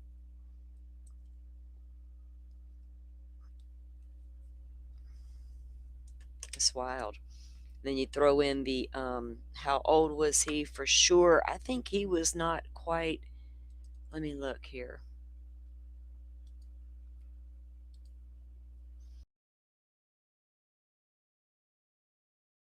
68. So he's a six. But when you learn he's got all these ties, and this military background and the investigations or all the work with UFOs, probably he was in the Air Force, missing Air Force general. That's who he was. This is so.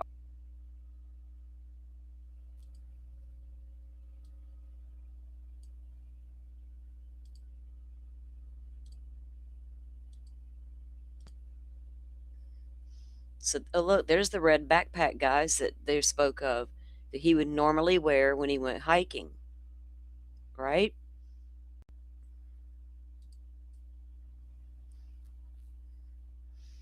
Major General William Neil McCaslin been missing for several weeks.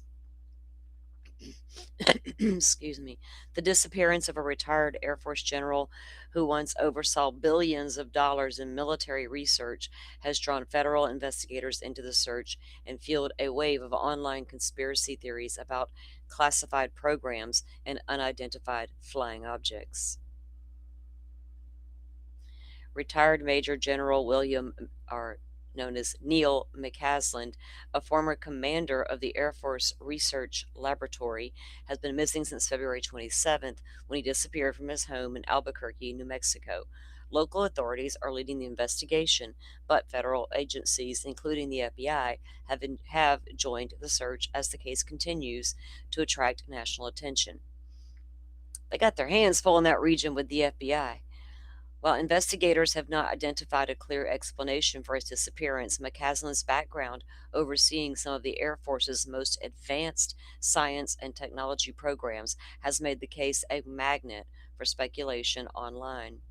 Authorities say the investigation remains active and have urged anyone with information to contact law enforcement.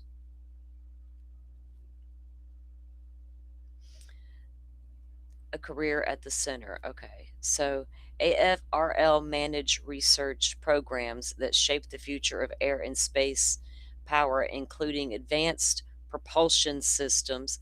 Oh no, we did that reverse engineering back in the day on that little spaceship. Directed energy weapons, aerospace materials, and satellite technologies. At the time of his leadership, the laboratory oversaw roughly 2.2 billion in Air Force science and technology programs, along with additional externally funded research and development projects. Now, all of a sudden, over the past couple of months, this man's experiencing some brain fog. Interesting.